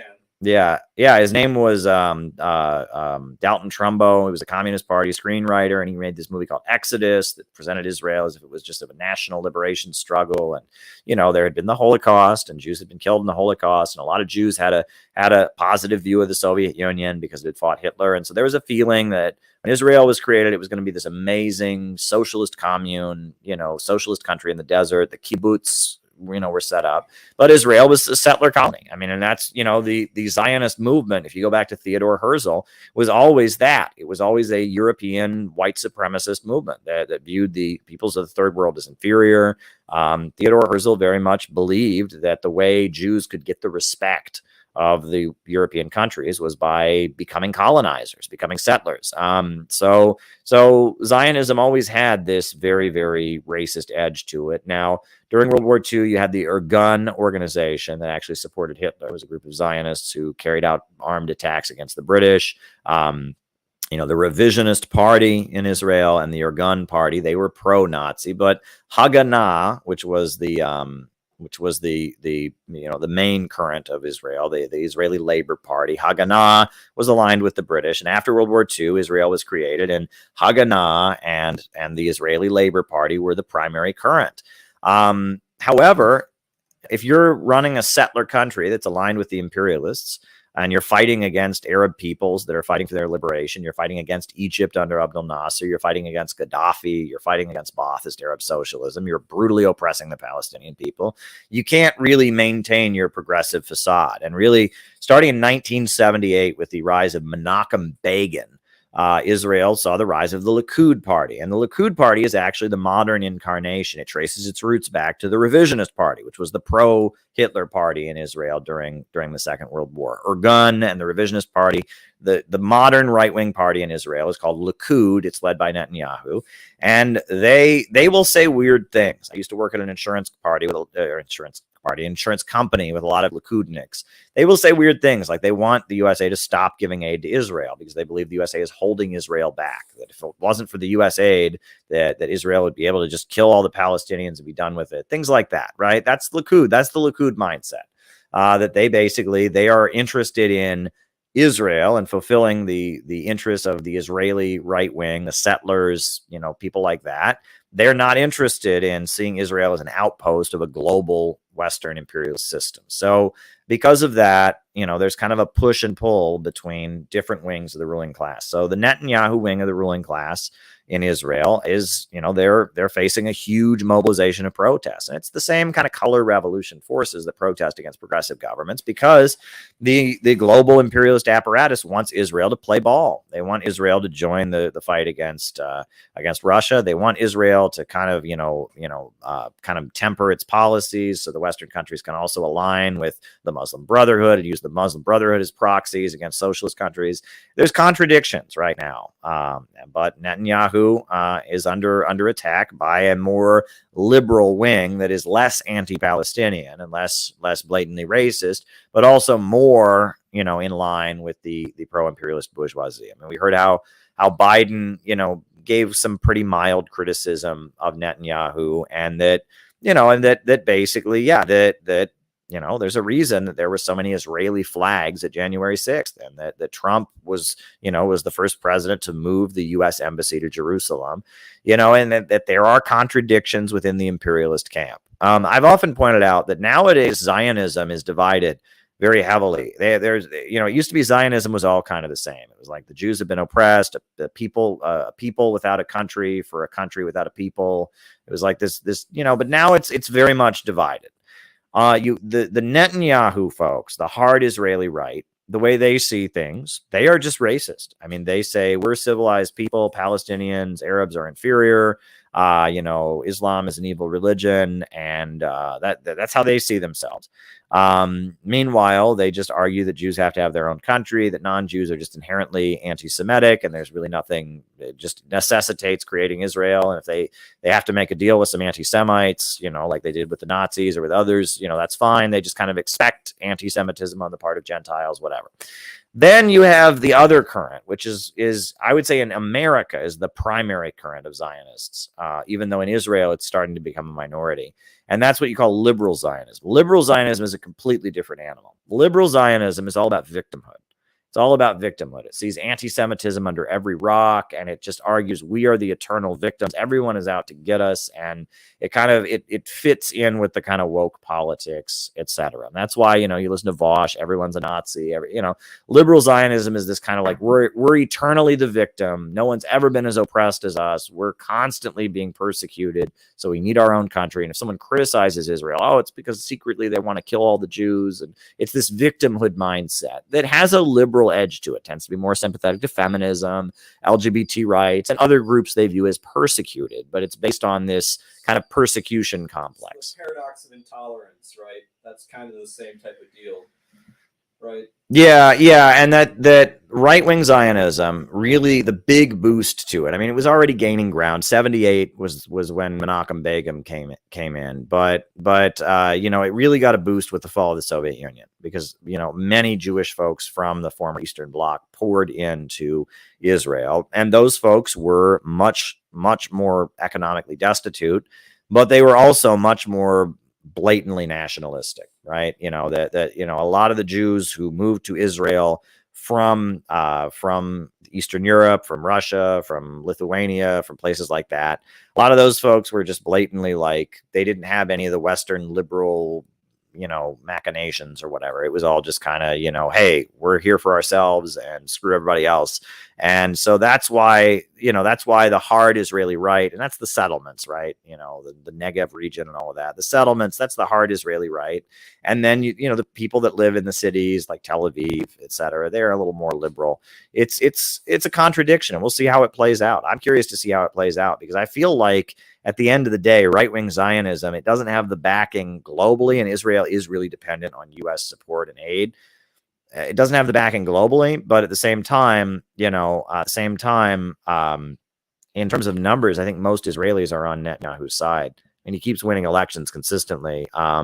So I think that, there's this push and pull in Israel, and that Israel, at the end of the day, I mean, Netanyahu more represents Israeli sentiments than the people protesting him do, right? The people protesting him are a very loud minority that is in line with most pro-Israeli forces in the world. Most pro-Israel voices around the world are liberal Zionists. They're not the hard Israeli right. But in Israel, I think the hard Israeli right is kind of a majority. So we'll have to see how this plays out. I'm amused, to say the least. Next question. Please let us know when Sah Ing-wen will be on the West Coast. Absolutely. We will let you know for sure. And we will protest her on the West Coast. We're already figuring that out. We are in the process of figuring that out. I've been talking to people today about it, and there will be a good protest when she's on the West Coast. We will do our best. All right. Next question. Time and location for opposing Sah Ing-wen tomorrow. Well, she's getting an award tomorrow evening at the Intercontinental Hotel in Manhattan from the Hudson Institute. So as far as we know, we're just going to be out in front of the Hudson Institute, out in front of the Manhattan, not in front of the Hudson Institute, but in front of the Intercontinental Hotel where she's getting the award. That's what we know. That's what we're going to be doing. So, I mean, I don't know if there's another protest that's planned. I know when she checked into her hotel today, there was a crowd of people with Chinese flags. We weren't there then. We were there when she left the hotel. That's when we confronted her. So I don't know if the Chinese American community is planning something where they're going to march from Times Square or something. That'd be cool. If anyone knows anything about that, please let us know. But we just know where she's going to be. We're going to confront her where she's going to be. But we support the Chinese American community that's opposing her. We love China and all of that. But it's a little different for us. I mean, none of us are Chinese. We're not opposing her as Chinese. We're opposing her as Americans. She's bad for America. I don't like that they called us pro-Beijing protesters. We're pro-America protesters. That's what we are, because she's bad for America. It's not good for America to have a new war. It's not good for America to waste our tax money pouring more weapons into the island of Taiwan to provoke a confrontation. I was there calling her out as an American, right? Chinese folks call her out as Chinese. I respect that. I love China. I support the People's Republic. But at the same time, to be fair, I'm calling her out as an American. So a little bit of a different approach, but I would march with the Chinese folks. I'd be proud to do so. I mean, and yeah, I mean, if someone knows the details of if the Chinese American folks are gathering in Times Square or something, we would love to join them. That'd be great. That would be awesome. It'd be better to march with a crowd than by yourself. Always, in my opinion. So we'd be proud to march, stand shoulder to shoulder. And there's been a lot of hate crimes against our Chinese American brothers and sisters since COVID, but most especially all this anti-China stuff. People think it's unrelated. They think it's completely unrelated. But when they say that China is this evil country and all of that, that leads to hate crimes against Chinese Americans. Right? I mean, Chinese Americans get viewed with suspicion. They get accused of being spies. A lot of Chinese American students have been deported on grounds of spying. It's harder for Chinese American students to get visas. Chinese Americans suffer. If you're against racism, you should be against the demonization of China, because that turns into anti-Asian hate crimes and bigotry. And that's one thing people don't talk about. All right. So the next one is my Dr. Eric Lerner interview. I think I'm just going to show it. What the heck, right? Let me just pull it up here. Because, years ago, I went out to New Jersey because Dr. Eric Lerner, who's a physicist, he was doing interviews. He was doing a collaboration with an Iranian lab. He was doing that, and so I interviewed him about it. And he's the guy who wrote "The Big Bang Never Happened." He's a prominent physicist who is also a very strong critic of the new physics, but he's a fusion energy researcher. So let me pull it up.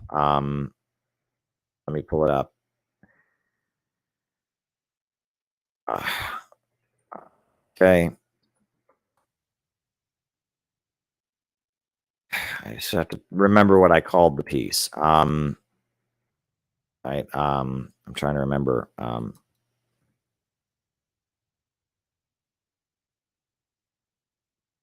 New Jersey. I'm trying to look what it was.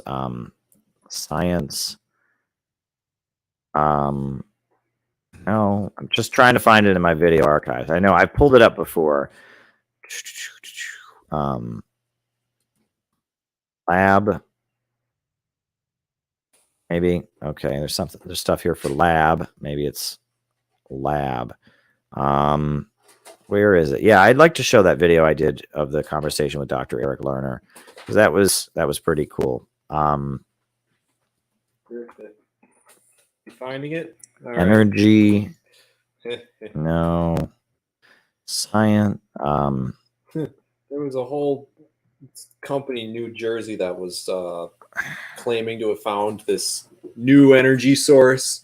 Yeah. By creating a bunch of light using this thing called hydrinos, based on the grand unified theory of classical physics. They have this whole thing. I forget what they're called. And it kind of reminds me of that. But I feel like they're a little bit more extreme. Yeah. I'm guessing. Keep talking while I look for this video, because I'd like to show it to people here, because I'd like people to see this report. I forgot what they're called. I mean, shoot, if they're right, then that's kind of crazy. But on their website, they have a description of their theory, and it's like, yes, relativity is wrong. Quantum physics is wrong. Uncertainty principle is wrong. All these things are wrong. You only have Newton's equations and Maxwell's equations, and everything is determined by them. But there's very, very few scientists or physicists who say that what they're doing is legitimate. They do exist. Right? They do exist. And in fact, they have enough credibility that the State Bank of New Jersey is funding their research. I forget what they're called. Sage, are you looking it up? But anyway. Sorry. Yeah.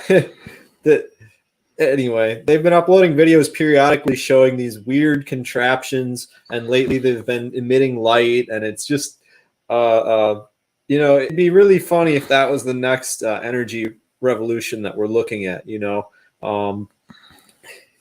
Yeah, in terms of fusion power, I think that has real potential, but that's kind of based on like modern particle physics. It's not, I don't think the gut CP is going to tell you about fusion. Yeah. I was kind of reading it to see how much I knew about physics and see, like, you know, how easy would it be to trick me with something like, you know, am I stupid enough that the Earth could actually be flat? Sometimes I like to read things and just wonder about this, you know, but it's really pointless. I like the term globe head for people that think the Earth is round. Like, they had to come up with an insult for the people that don't think the Earth is flat, so they call us globe heads. And anyway, I don't know. If you think the Earth is flat, you know, I'm going to judge you for it. But at the end of the day, I mean, if you want to fight on my side, I guess I have to just cope with your existence, you know, and try not to waste my time arguing with you about it. You know, that's kind of how I feel about it. And all these fancy physics things, you know, people just have to follow their truth. And I respect anyone that follows their genuine truth. I respect anybody that really stands up for what they believe in and is honest about it, and, you know, isn't paid off, isn't, you know, faking it, you know, trying to make things up they don't know. You know, that's how I feel.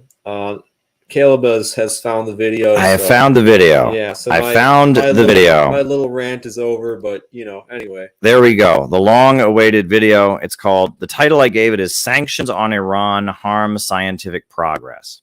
So there you go. That's why it was so hard to find. But here we go. Here's my interview with Dr. Eric Lerner. A popular science writer and physicist is conducting groundbreaking research in the United States in collaboration with Iranian scientists. Caleb Maupin reports on that. The laboratory where Eric Lerner and his associates at the Focus Fusion Society do their research is located in Middlesex, New Jersey. Lerner believes his research on the concept of fusion has the potential to change the world as we know it, eliminating fossil fuels with a new source of energy. The aim is to get a form of energy that produces no radioactive waste, no greenhouse gases, and is 10 times cheaper than any existing power source. While Lerner and his associates have very few people assisting their research in the U.S., Lerner is happy to be collaborating with scientists in the Islamic Republic of Iran. Iran happens to have 8 of the sort of machines that we're working on. They're smaller than our machine, but they're a center of research.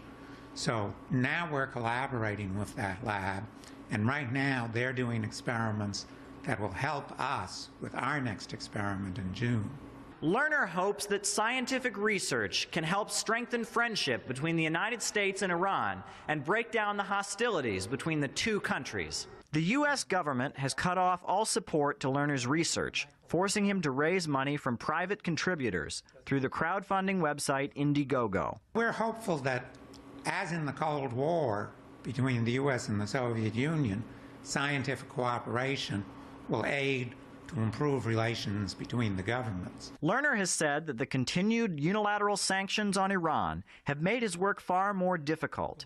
At one point, the U.S. government attempted to make publishing the research papers of Iranian scientists illegal. Lerner is hopeful that the sanctions can be lifted, so this important research can continue much more rapidly. Caleb Maupin, Press TV, New York. Yeah, that was my interview with Dr. Eric Lerner. It was about 10 years ago, I think. Was it 10 years ago? No, it was 9 years ago. 9 years ago. Yeah, the date is May 8th, 2014. So yeah, that was my trip out to the Fusion Energy Center. And there you go. I hope you enjoyed that. I believe it was John who sent the super chat for that. And the last super chat question was, the Foo Fighters did a benefit for AIDS skeptics. Okay. I'm not familiar with their music. I don't know. I mean, was it that they did a benefit around something and there was an AIDS skeptic there? That's how the cancel culture works, right? If did they do a regular benefit and there was an AIDS skeptic there? And so it's like, it's like the way these people play these games, it's like, it's just like Jason Unruhe says that Rage Against the War Machine was a right-wing terrorist rally. It's like, no, there were conservatives there. I don't think there was any terrorism that, but it's like, oh, well, there was this one guy there who was an oath keeper, so therefore it's a right-wing terror. People, that's how cancel culture works, right? So, I just, whatever. I mean, I don't care if some punk band played at an event that there were AIDS skeptics there. Look, I mean, there's a lot of communists who do have AIDS skepticism. Why haven't they found a cure yet? If they know how well it works, they know AIDS so well, then why haven't they cured it yet? Why haven't they, why is it still an issue? So there you go. I mean, I'm open to different things. I am not a scientist by any means. I know nothing about AIDS. I will say this, right? When people talk about COVID coming from a lab and all this, do you know how many different theories there are about how AIDS started? And with diseases, you never really know. For years, it was accepted as historical fact that syphilis came from Native Americans, that Christopher Columbus and his people went to America and they had sex with women over here and they brought syphilis back because it started spreading in Spain just around the time that Christopher Columbus came back. Now we find out that's bullshit. Syphilis was in the Middle East long before Christopher Columbus ever crossed the ocean. So that was for years. Many people considered it a fact that syphilis was imported to Europe from the Americas. It started in Spain after the Spanish started colonizing the Americas, and that was debunked. That was completely debunked, right? That syphilis was around in the Middle East and in Europe before. They have now proven it was around before Christopher Columbus. So, but if they thought that for years and then they found out the truth, that shows that with diseases, you never really know. You never really know. And that, and they talk about biohistory and the origin of diseases. You never really know at the end of the day. You never really know. It's certainly terrifying that our governments are doing all kinds of experiments with, germ warfare and all of that. That can't be good for anybody. That certainly puts people in dangerous situations. I'm not a big fan of that, but, the end of the day, the stories change. And that's why you remember if you said COVID came from a lab, you were like banned from Twitter. Like no one was allowed to say that. Yeah. And then now they agree it came from a lab. It came from a lab in China. So therefore it was evil Chinese communists did it. And then we had Jeffrey Sachs, a very well-respected American academic, economist. He says it came from a lab that was an American lab. And then other people have pointed out that even if it did come from this lab in China was funded by the U.S. government. It was a joint U.S., military and Chinese lab. So even if it did come from this lab in China, the USA is still involved, and you can't just blame it on China. So, who knows? Who knows at the end of the day? Don't politicize it. Don't use it to lay the basis for a new world war. All right, folks, I'm going to put on the closing music. It's been fun. It's been a good show. We'll be back probably tomorrow night after we get back from Manhattan. Thanks, everybody. I'm going to put on. Oh, do you want to say something else? Thanks.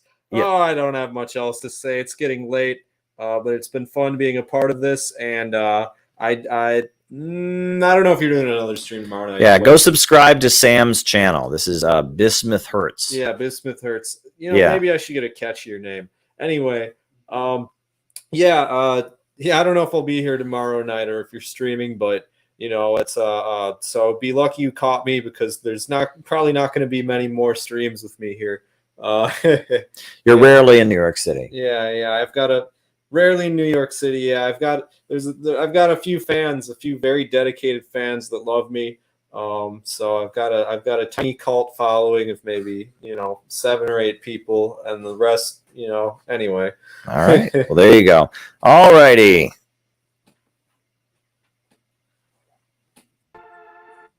In the struggle against U.S. imperialism is now emerging throughout the world.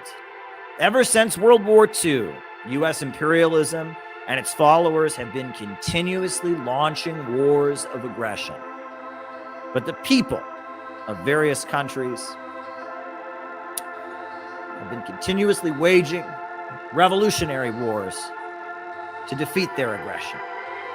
And while the danger of a new world war still exists, and the people of all countries must get prepared, revolution is the main trend in the world today.